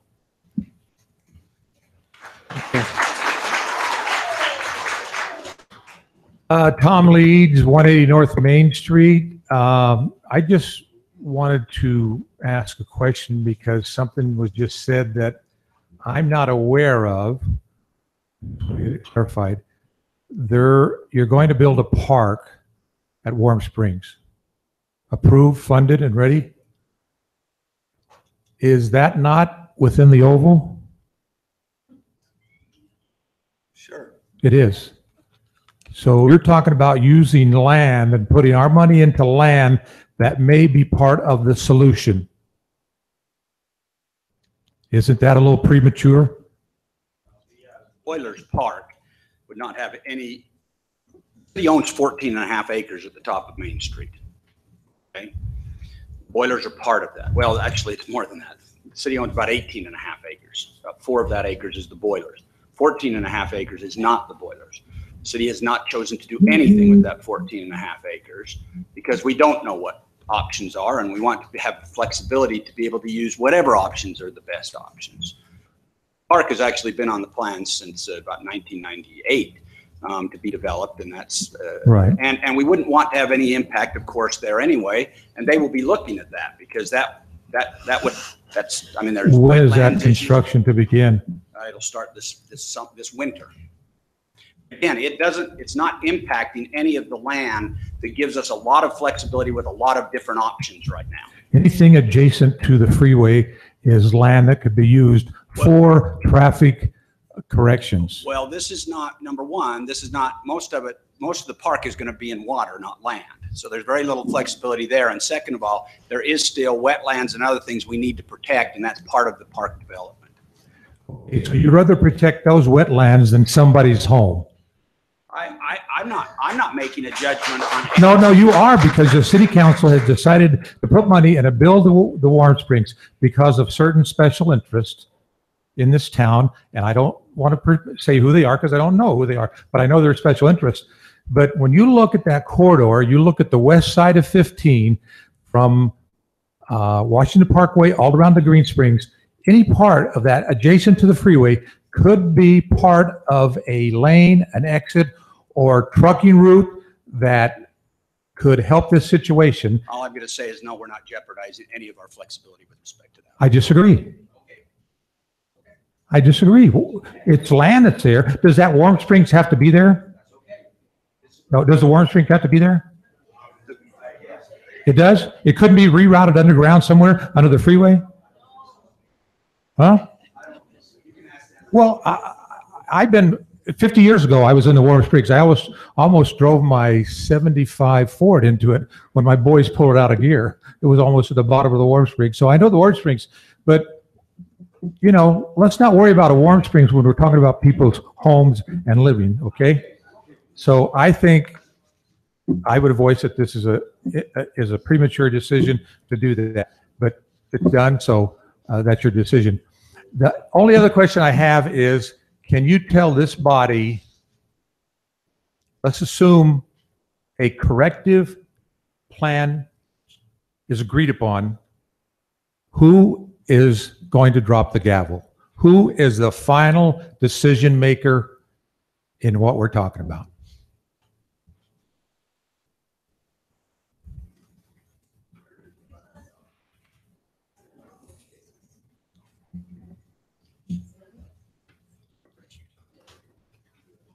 The study's a joint study with Washington City and UDOT.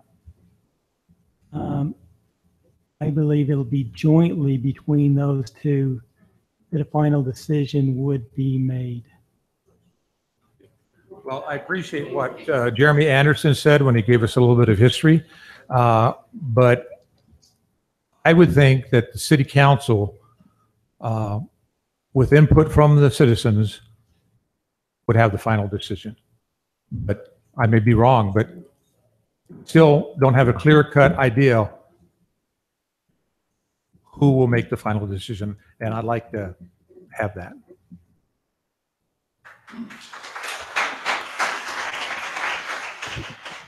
Alex Anderson, and I've lived across the street from the cemetery for about 20 years. I would like to maybe change the direction just a little bit, because I obviously have some specific concerns which I will make sure that are voiced to these individuals who are doing the study. And I think that's probably the best forum for those concerns. Right now, I think I have a different concern that I want to bring to the council. And I'm sure, I was just thinking these engineers, I know that they're well prepared. I know that they will do their job well. And I know that when they were in engineering school, that they were never expecting to have to speak in front of the angry mob with torches and pitchforks. But I appreciate their willingness to do that. My concern would be that if there is an interchange that comes in at either Main Street or 3rd, it's going to irrevocably alter the character of the community, especially the downtown section of what would be Old Washington. And I suppose that if as a leader in a position, if there were some thinking that in order to further the greatness of our community, however we want to define that greatness, that we're trying to milk every last inch of space for its commercial value, one of the easiest underhanded way to do that would be to see if we can't get an interchange that comes through the center of town.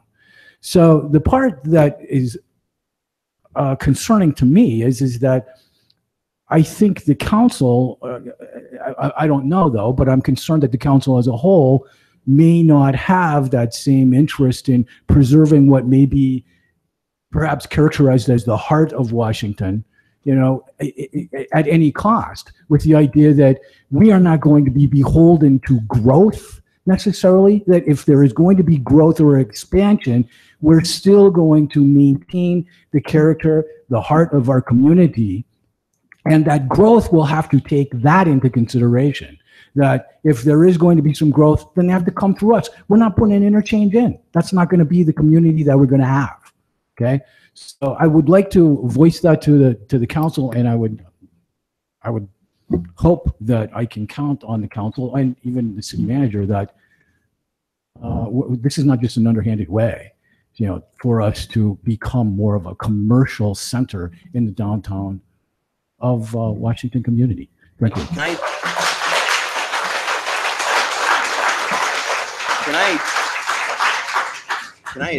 Can I address that real quick? I think that I think you're right in that if an interchange goes in, it's going to change the nature of the area where the interchange goes in. I don't think anybody takes that lightly, right? Nobody wants to see the nature of what made Washington great change. To your second comment about forecasting for commercial, there has been nobody that I have heard rumors of, heard brought up anywhere on the council or the staff that says, hey, let's put an interchange in so we can bulldoze a couple of blocks and create a new commercial area. That's well, no, I wouldn't imagine that that would ever be a comment that would be on public record. But again, I haven't heard it behind closed doors. But again, I've been around a while, right? And I'm enough of an antisocial jerk myself to know how people work, right? And I can see a back door. Well, what I'm telling you on record is in all my discussions with anybody, both privately and publicly, that's never been, a word of that has never been breathed that I've heard of, right? We would much rather develop out exit 13 and get that and get commercial over there. Okay.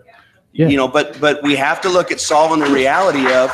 Well, and so my concern is like, even with this study, it would be very comforting. And I know I'm not telling you what to do, but it would be incredibly comforting to me, perhaps others, if I knew that you as a council was saying, yeah, do this study, but guess what? There's no interchange that's going through the middle of town. Okay, well, we're not going to do that. We're not going to take that off the table and figure something else out, because that's not going to be on the table. I would be comforted by that. I think a lot of people would be comforted by that, but I think at the same point in time, it would be negligent to not at least look into the future and what it means and what needs to happen. Yeah, and again, I guess that was my point, though. It's like, do we value what the old community is? If not, I don't know, and I'm not going to be around forever either, right? Okay, so it may not be that important, but it does seem that right now there is some value to having a heart of a community that we do, that there is some place where we can look to and say, well, you know, we do kind of have a heritage here, and that there is a part of a community here. I don't disagree with that, but we've grown, what, 8,000 people since 2007, Yeah, give or take? but I'm and we're saying, projected to double in the next 10 years? Sure, but we don't have to be a slave to growth. It can continue to be growth, but if there is that piece that we value, we'll say, yeah, we can have growth, but we're still going to keep this piece. Do you ever use Exit 10? Yeah. I use it. Yeah, I have to use it every freaking day. And the comment was made earlier, I've never had a traffic jam into downtown. Well, that's true. But that's because you have to use Exit 10. A lot of people here have to use Exit 10. If everybody would start going to Exit 13, I don't think we'd have near the issues that we have. Yeah, But well, I do use Exit 13 as well. 1100 West or 1100 East was put in to try and help facilitate getting people over to Exit 13. And it would be nice if, I know people use it, but predominantly the traffic goes through Exit 10, you know? Yeah. Say that again? So,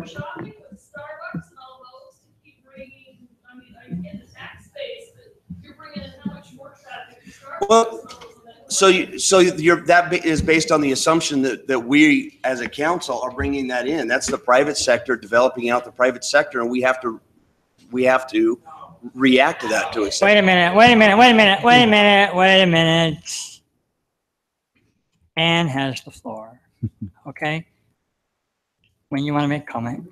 Okay, yeah, I'm finished making comments. I just says that, again, it would be, I don't think we have to be a slave to growth. That if there is a part of Washington, or is there is a character of Washington, or if there's a culture of Washington, whatever it is that we want to be, it's like, okay, we're going to hold this in place so that, you know, there is a part where we can compromise, there is a part that we can't compromise. You know, it's like, okay, there's not going to be interchange going through the middle of town, but what else can we do?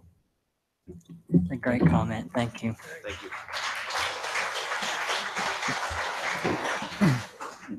My name is Roger Meekum. I live up on Bullock Street, which is just off 300 East, and my backyard happens to be by the school. And yes, my kids are all raised, and I don't have to worry about kids, but I have a lot of neighbors who do, and so I'm not for the 300 East and And I'm not for the Main Street one either.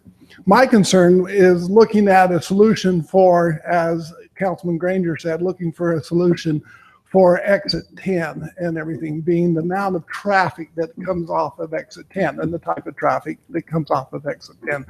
Trucks being one of those, one of the major issues involved in everything. I would like to know that, or as I understand it, exit 10 is a shared exit between two cities mainly, the city of St. George and the city of Washington. How much discussion has this gone between the two cities of how St. George can fix it, not just Washington, but how can St. George fix it? You know, we talk about the little underpass that went underneath the freeway. Was there any discussion in the St. George Council, and I wasn't there, but based between all this that we know that's going on with exit 10, hey, St. George, if you create this new place, would it take some of the traffic off of exit 10, the truck traffic off of exit 10? Has that ever been discussed at any time? It is discussed regularly through the MPO, which is the all the cities participate within the MPO. So Councilman Turek is our representative that sits on the MPO, and Mike Shaw attends all those meetings, and they work that through with St. George, with Santa Clara, with Ivans, with the other communities. And what was the outcome of that? Let me answer the question you asked about it is not a shared intersection. Washington City owns all four corners and all four lakes. It doesn't change over until you get beyond Home Depot and beyond Albertsons going that direction. And yes, St. George has participated. Them driving 450 north through helps bring people going west instead of coming up to the intersection. And we are coordinating with them because we'll have to connect in with St. George coming off the backside of Walmart and Home Depot and tying into the what will be a four corner area at Costco. But right now, the four corners, the whole intersection, that's Washington City's. But let's talk about the exit right at exit 10 and the trucks that come off and then go north and then turn west to go on Middleton Drive. Middleton Drive, you know, is St. George. I know there's a small little section that's Washington right there, but not very much, okay? And the industrial part of that Middleton Drive is St. George. And a lot of those trucks coming off of exit 10 go to Middleton Drive to go up into the industrial park area, okay? So they're utilizing, if you want to say it's a Washington exit, to get to the industrial park of St. George. How do we eliminate that type of thing? That's a question that I think that needs to be shared. How do we eliminate to get that traffic that's going to the industrial area of St. George away from the Washington exit, so that the business traffic, you know, that we've created now on the south side of the freeway, we have all this business. Some of them are in St. George, some of them are in Washington, okay? And I moved here 30 some odd years ago, and I remember when I pulled out off that freeway from northern Utah originally, when I pulled off that freeway, there was no light there. There was, I don't even know if there was a four-way stop there and everything. The only thing that was there was Zion's Bank and then the RV park. And I thought, oh boy, this will be nice. I know it's changed and growth happens and the whole thing, okay? But in essence, we've created a monster between the city of St. George and the city of Washington on exit 10, because we've said, okay, we got a business here. St. George wants business, Washington wants business. We need the tax dollars to come in. And so exit 10 has made a good place to put it all, and now we've created the monster of all this businesses that brings all this traffic in, but yet we still have all the industrial thing that is going on, okay?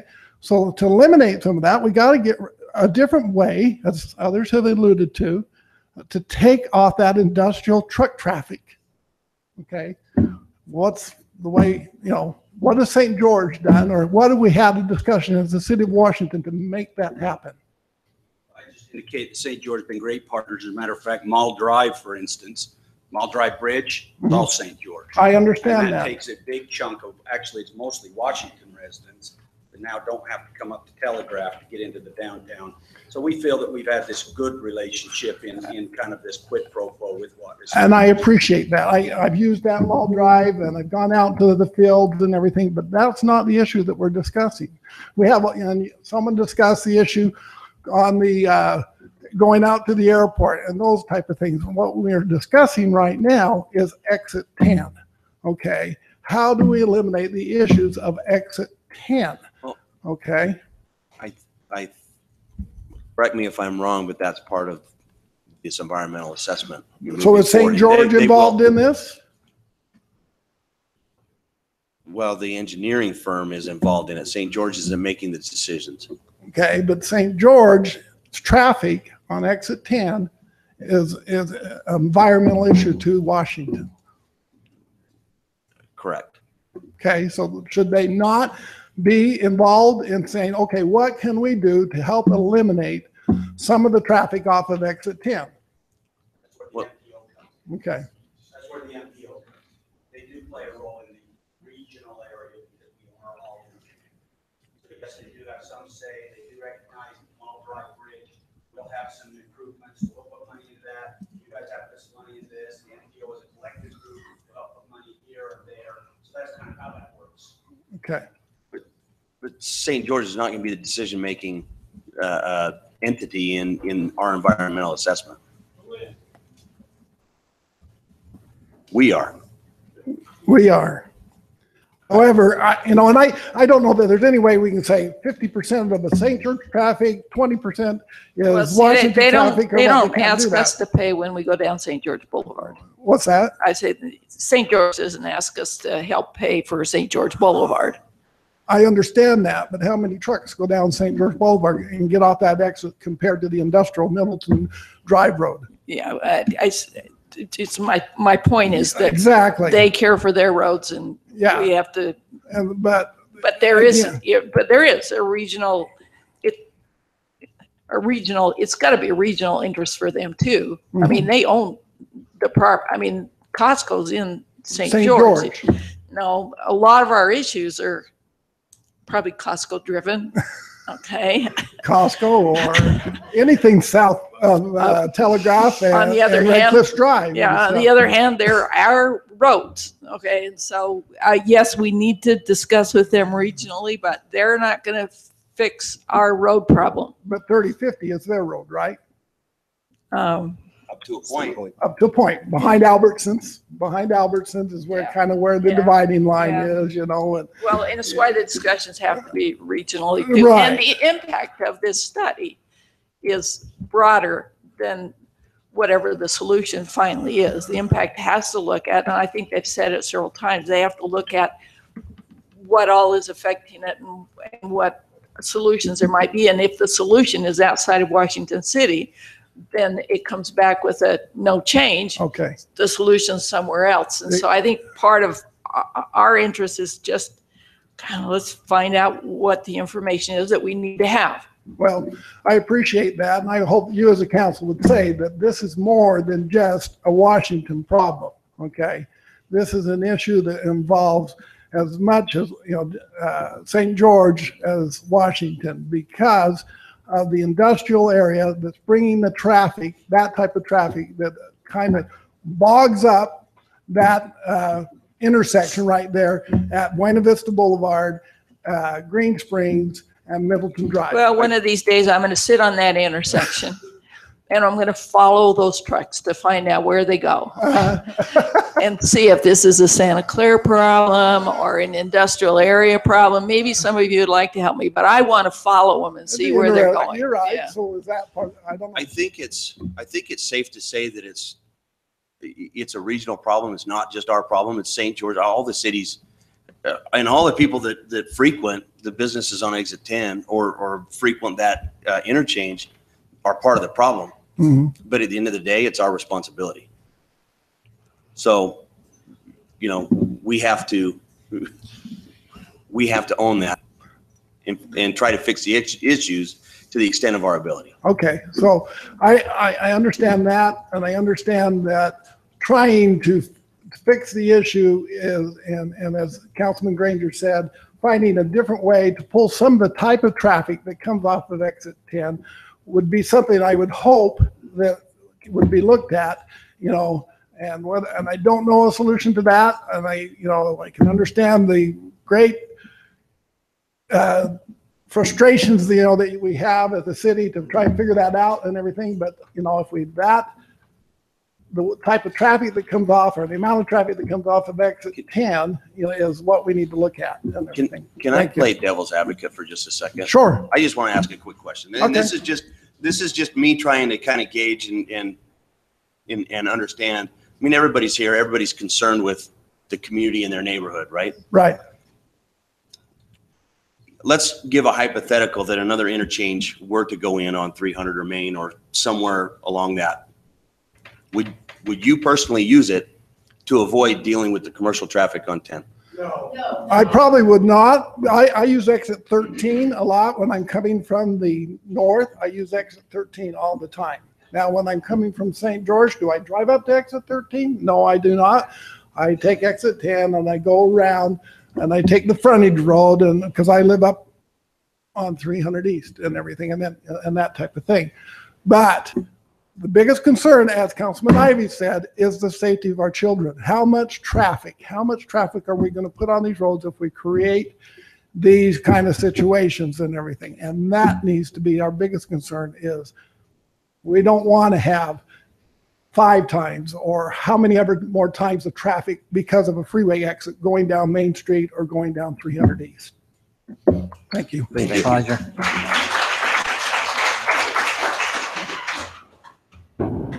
My name's Chris Wilson, member, citizen of the Washington area. I work here in Washington. I deal with a company that's industrial. Kenny knows, he comes and works with me and things. And I appreciate y'all being on the council today.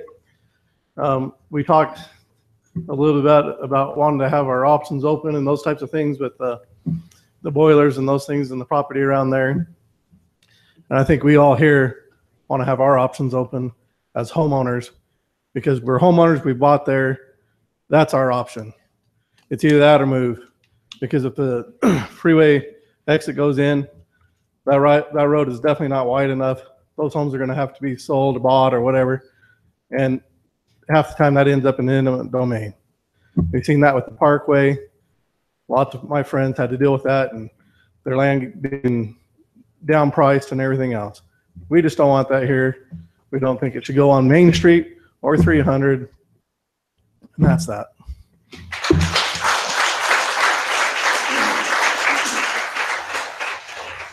Hi, my name's Doug Dennett. My heart's up here because my first home I ever built was on 237 East 400 North. And I got to know the people there and lived next to Brian Prisby, and in fact, Chris Wilson's living there now. And I mean, it's hard to watch the citizens almost get picked on in a sense, because they live in that neighborhood. That's where I grew up. That's where they grew up. And I don't understand why they can spend millions of dollars on this underpass. And I know you mentioned Roger Carter. You said it might have helped. I don't know that it helped any, because I think it's easier to access and it puts more traffic on that road. But why didn't they put the money, instead of all this study and stuff, why didn't they put an off-ramp right there? I mean, did anyone even look at that or consider it? Because they're not going to be taking out people's homes right there. I'm just curious to why that wasn't an option, because it just bottles up that.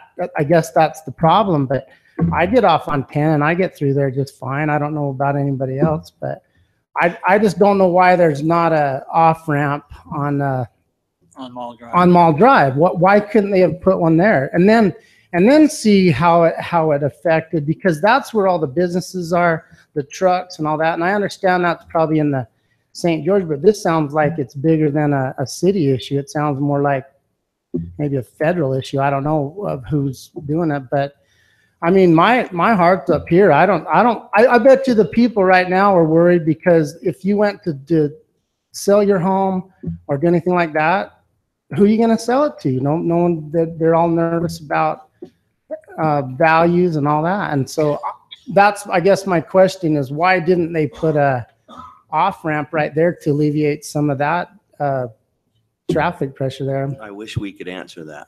I'd We love weren't to- involved in love that to have an process. answer. No, I'm just wondering, did they even look at it though? Or is anyone even looking at that option? Doug, I can tell you that Mayor Pike was very wanting one there, and I don't know what ended up decision was. That was a UDOT decision. And so I'm going to have lunch with him and we'll talk about that. But you know what I mean? It sounds like they're spending a lot of money on studies when they could have probably put an off-ramp right there and took some of the traffic pressure off. It's very logical. Yeah, thanks, Doug.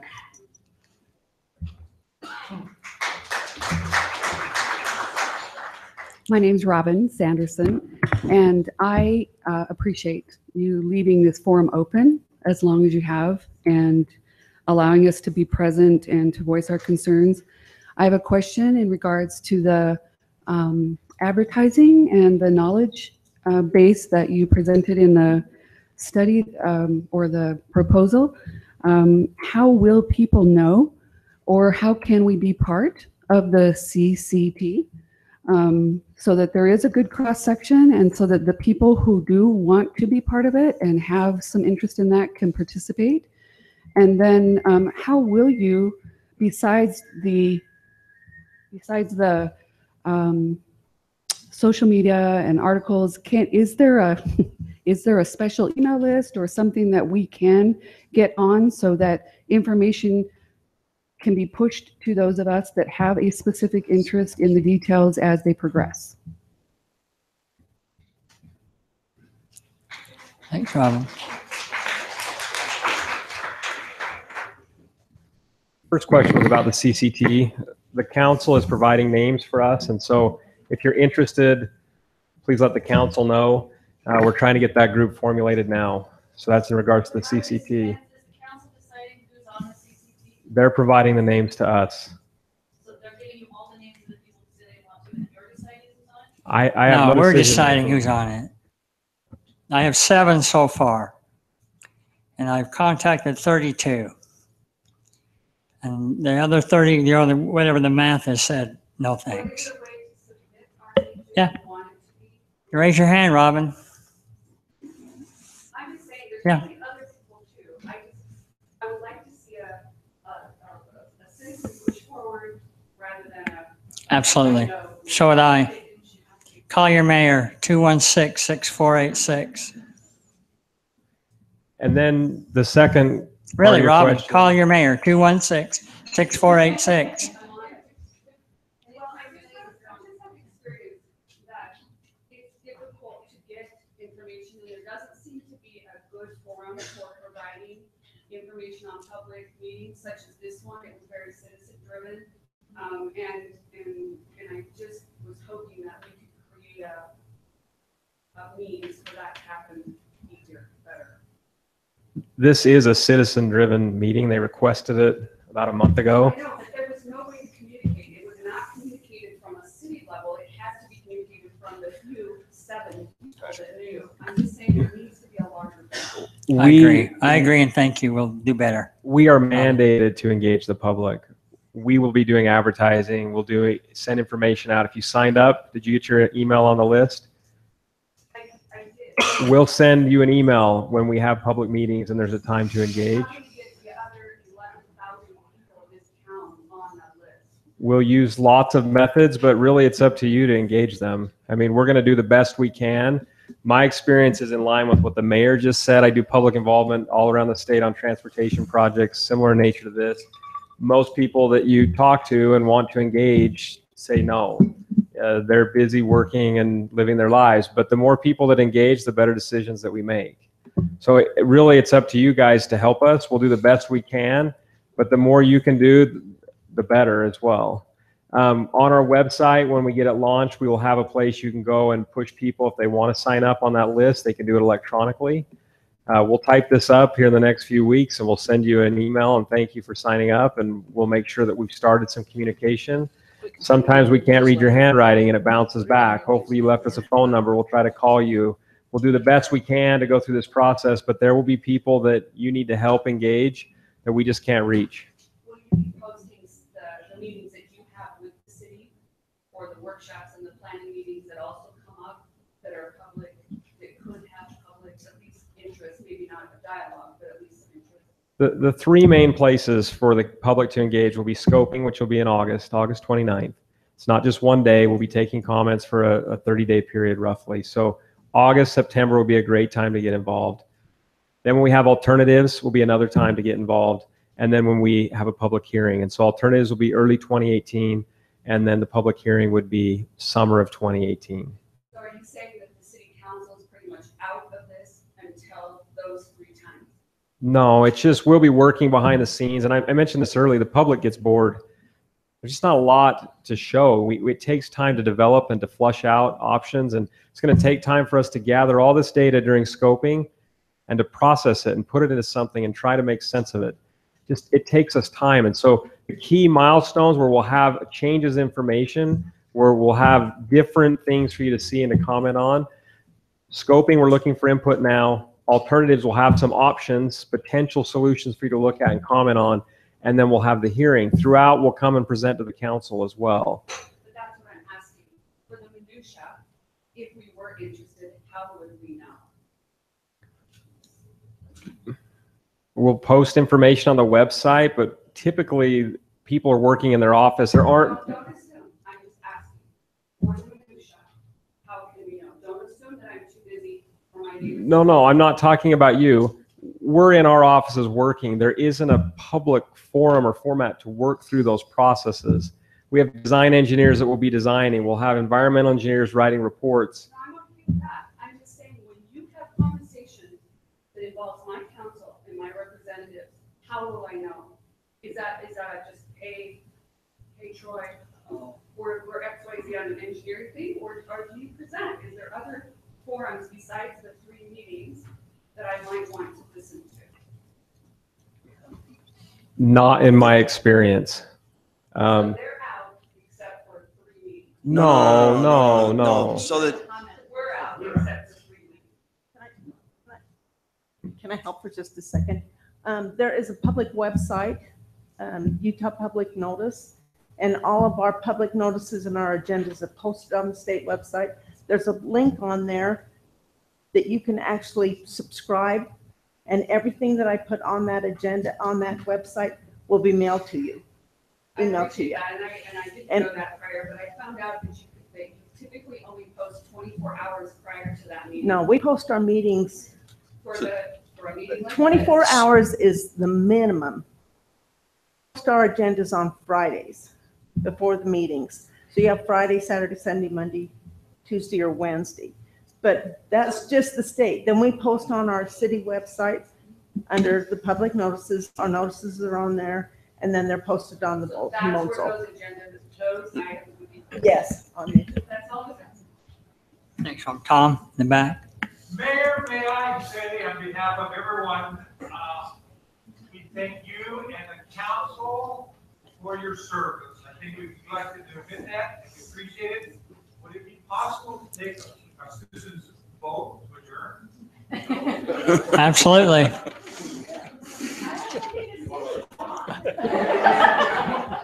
you vote no?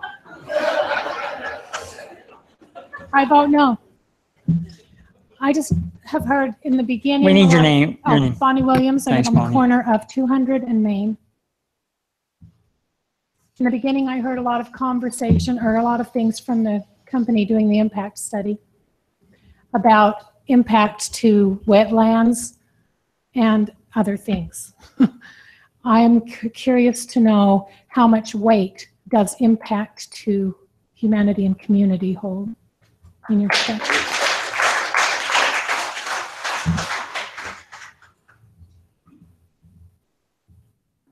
Like I've mentioned before, this area we really do feel like is going to impact the human environment. So while we do look at wetlands and wildlife and all of those things, the impacts to noise and to air quality and to social conditions and to safety will play a very large role in this. We understand that this project or this study really could have the potential to impact a community. So that it will play a large role. Thank you. I believe that the impact could be changed to implode our community, that this could implode our community. So I'm wondering if these brilliant engineers have a model that they can use to measure the impact to humanity, community, heart, heritage. I don't think you have a model to measure that. So I'm very concerned for all of us. And this.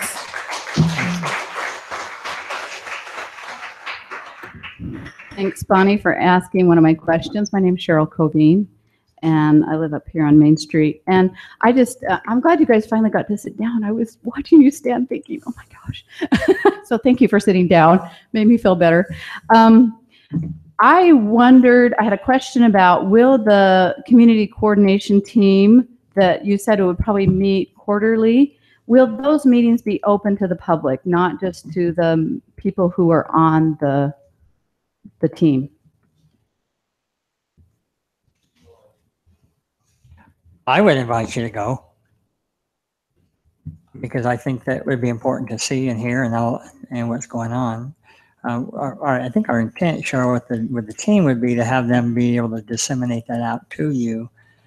But if that's not something you're comfortable with, I think you'd be more than welcome to attend those meetings. I think the challenge is, and why we try to get a representative body, is that if this many people come to our CCT meeting, it will be hard to meet and talk and go through everything we need to cover. So we typically, we're not going to say, no, you can't come. I've seen all different formats. I've ran a number of them statewide, and the larger the group, the harder it is to function. My pitch or plea to you is, if you're interested, then volunteer. You know, he said he's talked to 32 people. He has 7. We can't have everybody representing the downtown area, but we do need a handful, 3 to 5 people from this group to represent your community. My hope would be the most effective ones that I see, you volunteer, you participate, and you hold your own meeting. You go back and say, hey, we had a meeting here. We're going to have a neighborhood meeting. This is what we heard. This is where they are in the study. This is what's happening. If we get this kind of turnout at a CCT meeting, we'll have a hard time having dialogue and getting an equal voice and input from all parties as we go through. Also, our meetings will coincide with what's going to happen at the public level as well. So when we meet in August, within a few weeks, we'll have a scoping meeting as well. And so there is a forum for the general public, the broader audience, to come. I'm not saying you can't come to the CCT meeting, but if we get turnouts like this, it's going to be very difficult for that group to function and be effective throughout the study. So the MPO meets, what do I mean, every month? Monthly, yeah. Monthly. And typically there's people that show up as observers, but they're observers and not participants. So So it might work. I don't see that as a problem. Well, it might be useful to go observe at the MPO meeting. Mm-hmm. Yeah, great things to learn. Also, I'm sorry, you just sat down again. I wondered what opportunity we would have. So we've got this whole big scope of the whole big project, but you mentioned like there's a doctor from Utah State who will be coming to study stuff. Is there a way to find out what he specifically, like obviously you're giving him some kind of charge or scope of what he's going to be doing. How can we access, so we know exactly what he's going to be looking at? Is there a way to, I think that might be some of the minutia that Robin was talking about. We'd like to know, because there's obviously lots of people involved. And so we'd just like to be aware of what exactly it is that they're studying, their scope and their methodology.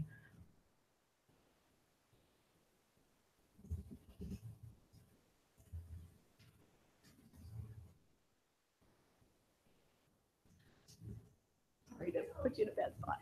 No, so Dr. Kranick, who's going to be conducting that social study, the way he usually works it is anywhere that we think there is a possibility that someone will be directly impacted, he will administer a survey that will ask questions about social cohesion, about, how many times do you get together with your neighbors, and other types of questions like that. So he can kind of gauge that social cohesion in the neighborhood. And then he also does a random sampling of a much larger area. So because he can't get to every single person in the downtown area. And so then he uses that information to help determine how the alternatives will impact a neighborhood. Anyway, does that answer your questions? I would just be interested in a copy of the survey, kind of know what questions he's asking. Yeah, how many, Yeah, he'll produce a report that will be available. He's also very sensitive about keeping that information confidential. So he compiles all the information and then produces a report that we use to do, to put into the environmental document. The response rate that he gets is very good, because what he does is he gets a team together that goes door to door. And then if they're not at home, they'll leave like something on the doorknob and says, we're going to come back at this time, if you could have that survey filled out. So his response rate is somewhere in the 90% usually. So I think it's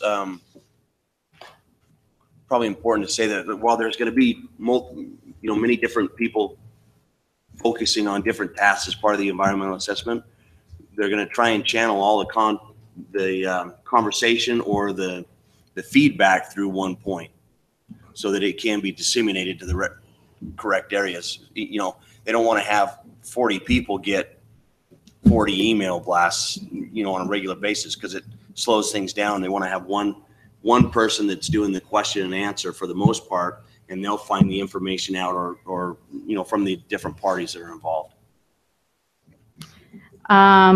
Also, I just wondered how independent the study will be from information that's been provided by the city. You mentioned a little bit traffic studies that had been provided by the city, but you're doing some of your own. Can we know like what percentage of information is provided to you by the city? Mike, what are we producing? Just traffic counts? Some of the traffic counts. Will there be a percentage that shows like where that information, what was generated by the city and what came from your own individual study? I mean, you don't have to tell me right now, but maybe if We've never had anybody ask what's the difference between a city traffic count and somebody else doing a traffic count. I guess maybe we could. We've never been asked that. Yeah, well, it's just something to think about. Also, I do agree too.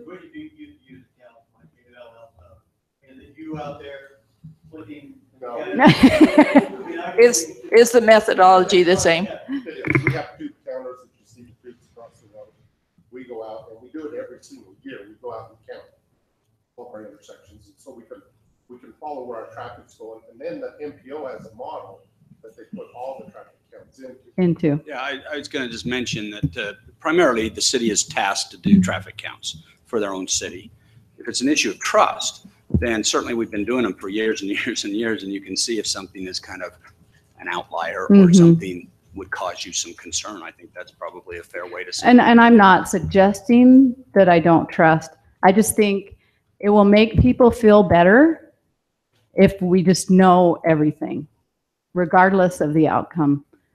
I just think we'll feel really, really a lot better about it.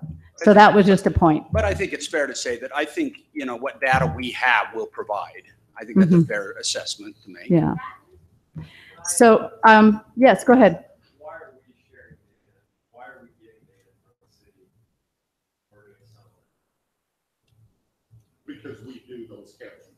And if we did them, they're duplicating and augmenting. And so that's the core of why we're sharing the data is to just be good partners. We're working with the city, for the city, they're providing some of that data for us in the right place. Yeah, so it's just good to know. Good to know. My last question, and is probably just a rhetorical question, but I have sometimes felt as a downtown resident that downtown is labeled blighted or run down. Would this even be a possibility if all of downtown was more an upscale neighborhood? Would we be even considering this at all? I would like to answer that.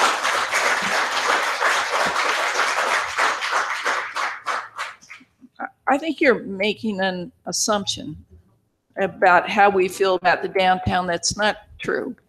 Well, I hope it's not true. It's not true I for hope me. it's not true. I don't know if you know where Logan Avenue is in Salt Lake, but that's where my grandmother lived. And it's an old neighborhood. And it's an old neighborhood in which young families have completely revitalized the interior of those homes. And while the homes look the same on the outside, it's a very desirable place to live. I recognize that a lot of your heritage and some of the older members of our community have been here forever are in this neighborhood, okay? And I want you to know from me that I value that. That building that used to be our school, when I was school superintendent, I advocated that we preserve that and donate that to Washington City because it's part of your heritage. So please, for me at least, do not assume that I don't appreciate heritage and I don't appreciate old areas of towns where people live and care and have done it for 40 years. Or like you're mentioning on Logan Avenue, we've got a lot of young families moving in and renovating homes. All of that. So part Yeah. of our discussion has been, how do we help to redevelop? How do we help to revitalize? Those are part of the discussions that this city council has had. We're very aware that there are needs in that area, but we're also very aware that it is an area that is, well, you've said it, it's the heart of Washington City. All the rest of the areas are pretty new. And we're going to have a lot more new areas, but every single person in Washington City deserves to be considered. And that's the new areas too. So as we're tasked with looking at everything, we do look at everything, but that doesn't mean we don't look at this area. That would be such a wrong assumption for Well, I our appreciate concerns. that. Okay. I appreciate that. Thank you very much. Thank you. Thanks, Cheryl. I'd just like to say I agree with Councilwoman Granger, and I'd like to ask the engineer a question. If nothing's done and this area turns into like a gridlock situation, what usually, where like an ambulance or a fire engine can't get through, what generally happens? Do you know?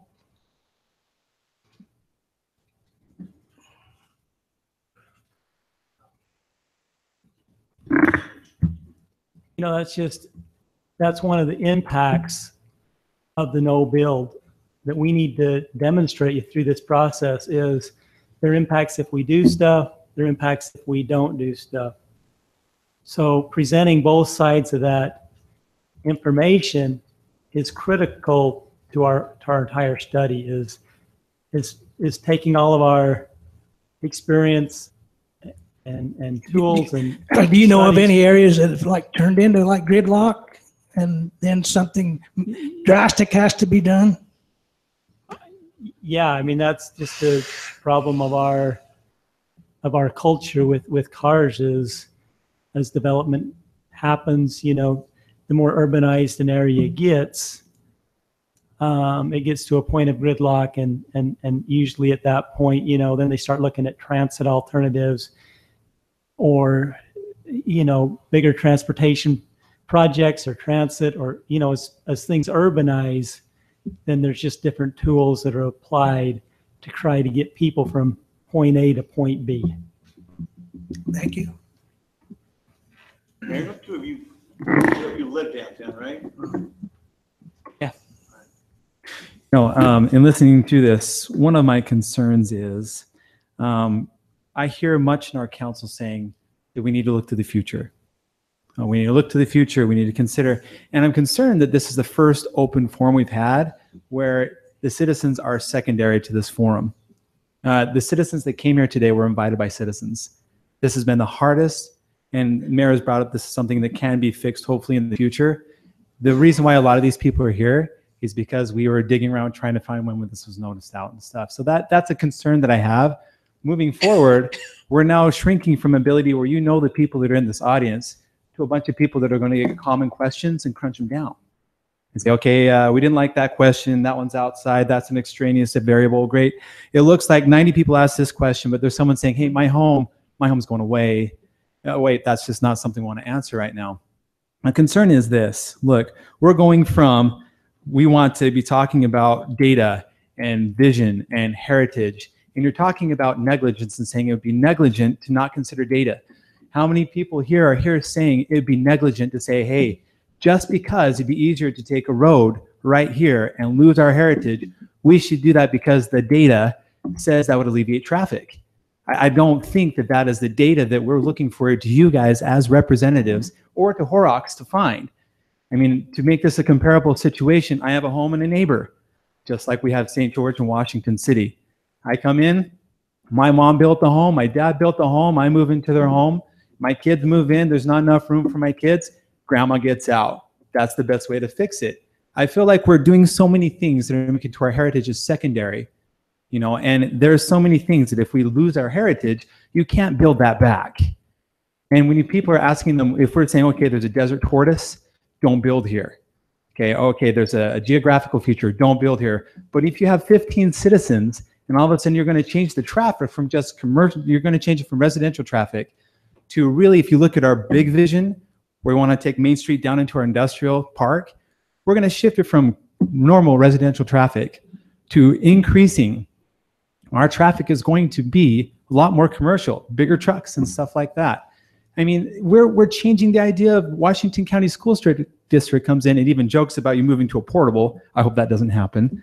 So do I. But you know, their first concern is going, okay, so at what point were you going to make the citizens and the stakeholders the priority before an engineering firm takes over that responsibility? That's the concern that I have. And I'm watching it, seeing like the first thing that's shifting is, okay, now talk to these guys because we're only going to have 3 chances to talk to them after this. You guys have had so many times to understand this. There's been so many citizens that have been doing so much research to see what did happen at the MPO. Many of you did not know. What did happen at this conversation or what was presented by a public employee? You didn't know. And now you guys are voting. And that's our plea is, are you going to represent us when it comes to our heritage? It's more than my home.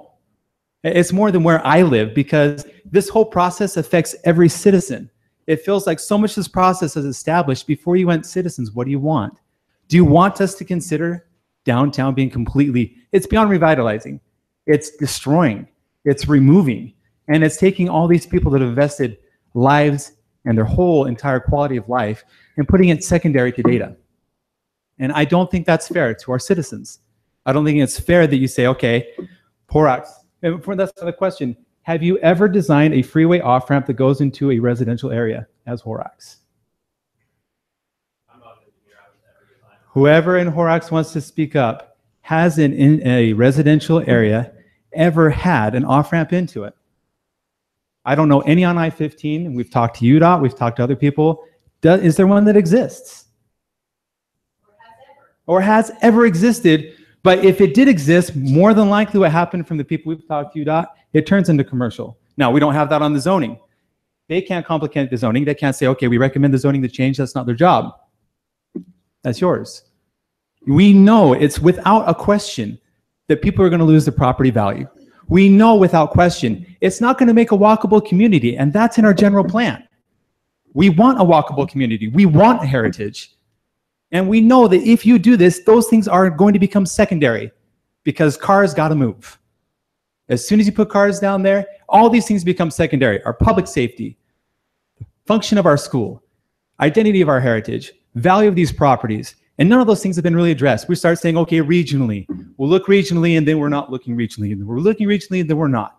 It seems like, look, we know we're here because there's been talks about being off-ramps, and we would like you guys to step in and say, look into this, but do know, prioritize that these are not even options as far as you're concerned. Are you really that concerned to be so data-driven that you would lose your heritage? Are you that concerned? Are you that concerned that you'd be concerned about, okay, let's make a good choice for the future, but everyone down this road takes an immediate bump on their property? Are you that concerned? That's what I want to know. Because you're going to pass the buck to them, and then they'll be concerned, not this much. You guys have more power than you're letting on for us right now. We want you to speak up for us and say no. But now it's saying we want them to tell us no. And then it's going to shift from being joint Washington City to joint Utah, and we're slowly giving away an opportunity. Slowly giving an opportunity where you guys can become educated on this. Ask us. We'll tell you, we're great data. Everyone out here could tell you how they feel about it. But that has not been reached out yet. I'm concerned about that. I don't think that's right.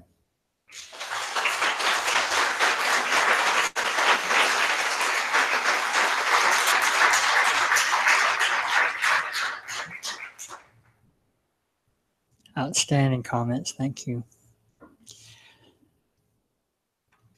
10, 9, 8, 7, 6, 5, 4, 3, 2, 1. I'm going to take Tom Lee's advice. Go home and have some dinner. Share one thing, if I may. And I think this is the feeling of everybody. It's best decided by our actions, our thoughts, our willingness to work with each other instead of against each other, and truly establish a righteous moral foundation from which to set the standards for a world in turmoil. Well, let's go home and think about that. And if you'd be interested in helping us out, call me 216-6486. Nobody else wants to make comment then? 216-6486. There's a mayor that's not afraid to get out of his personal cell number.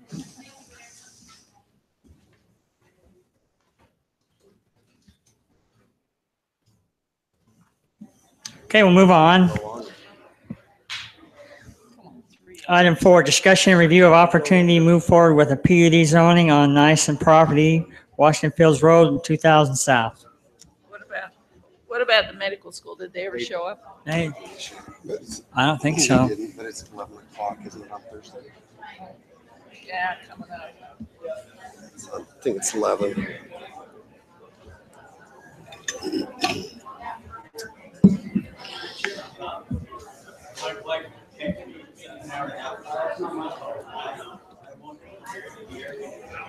It's Friday.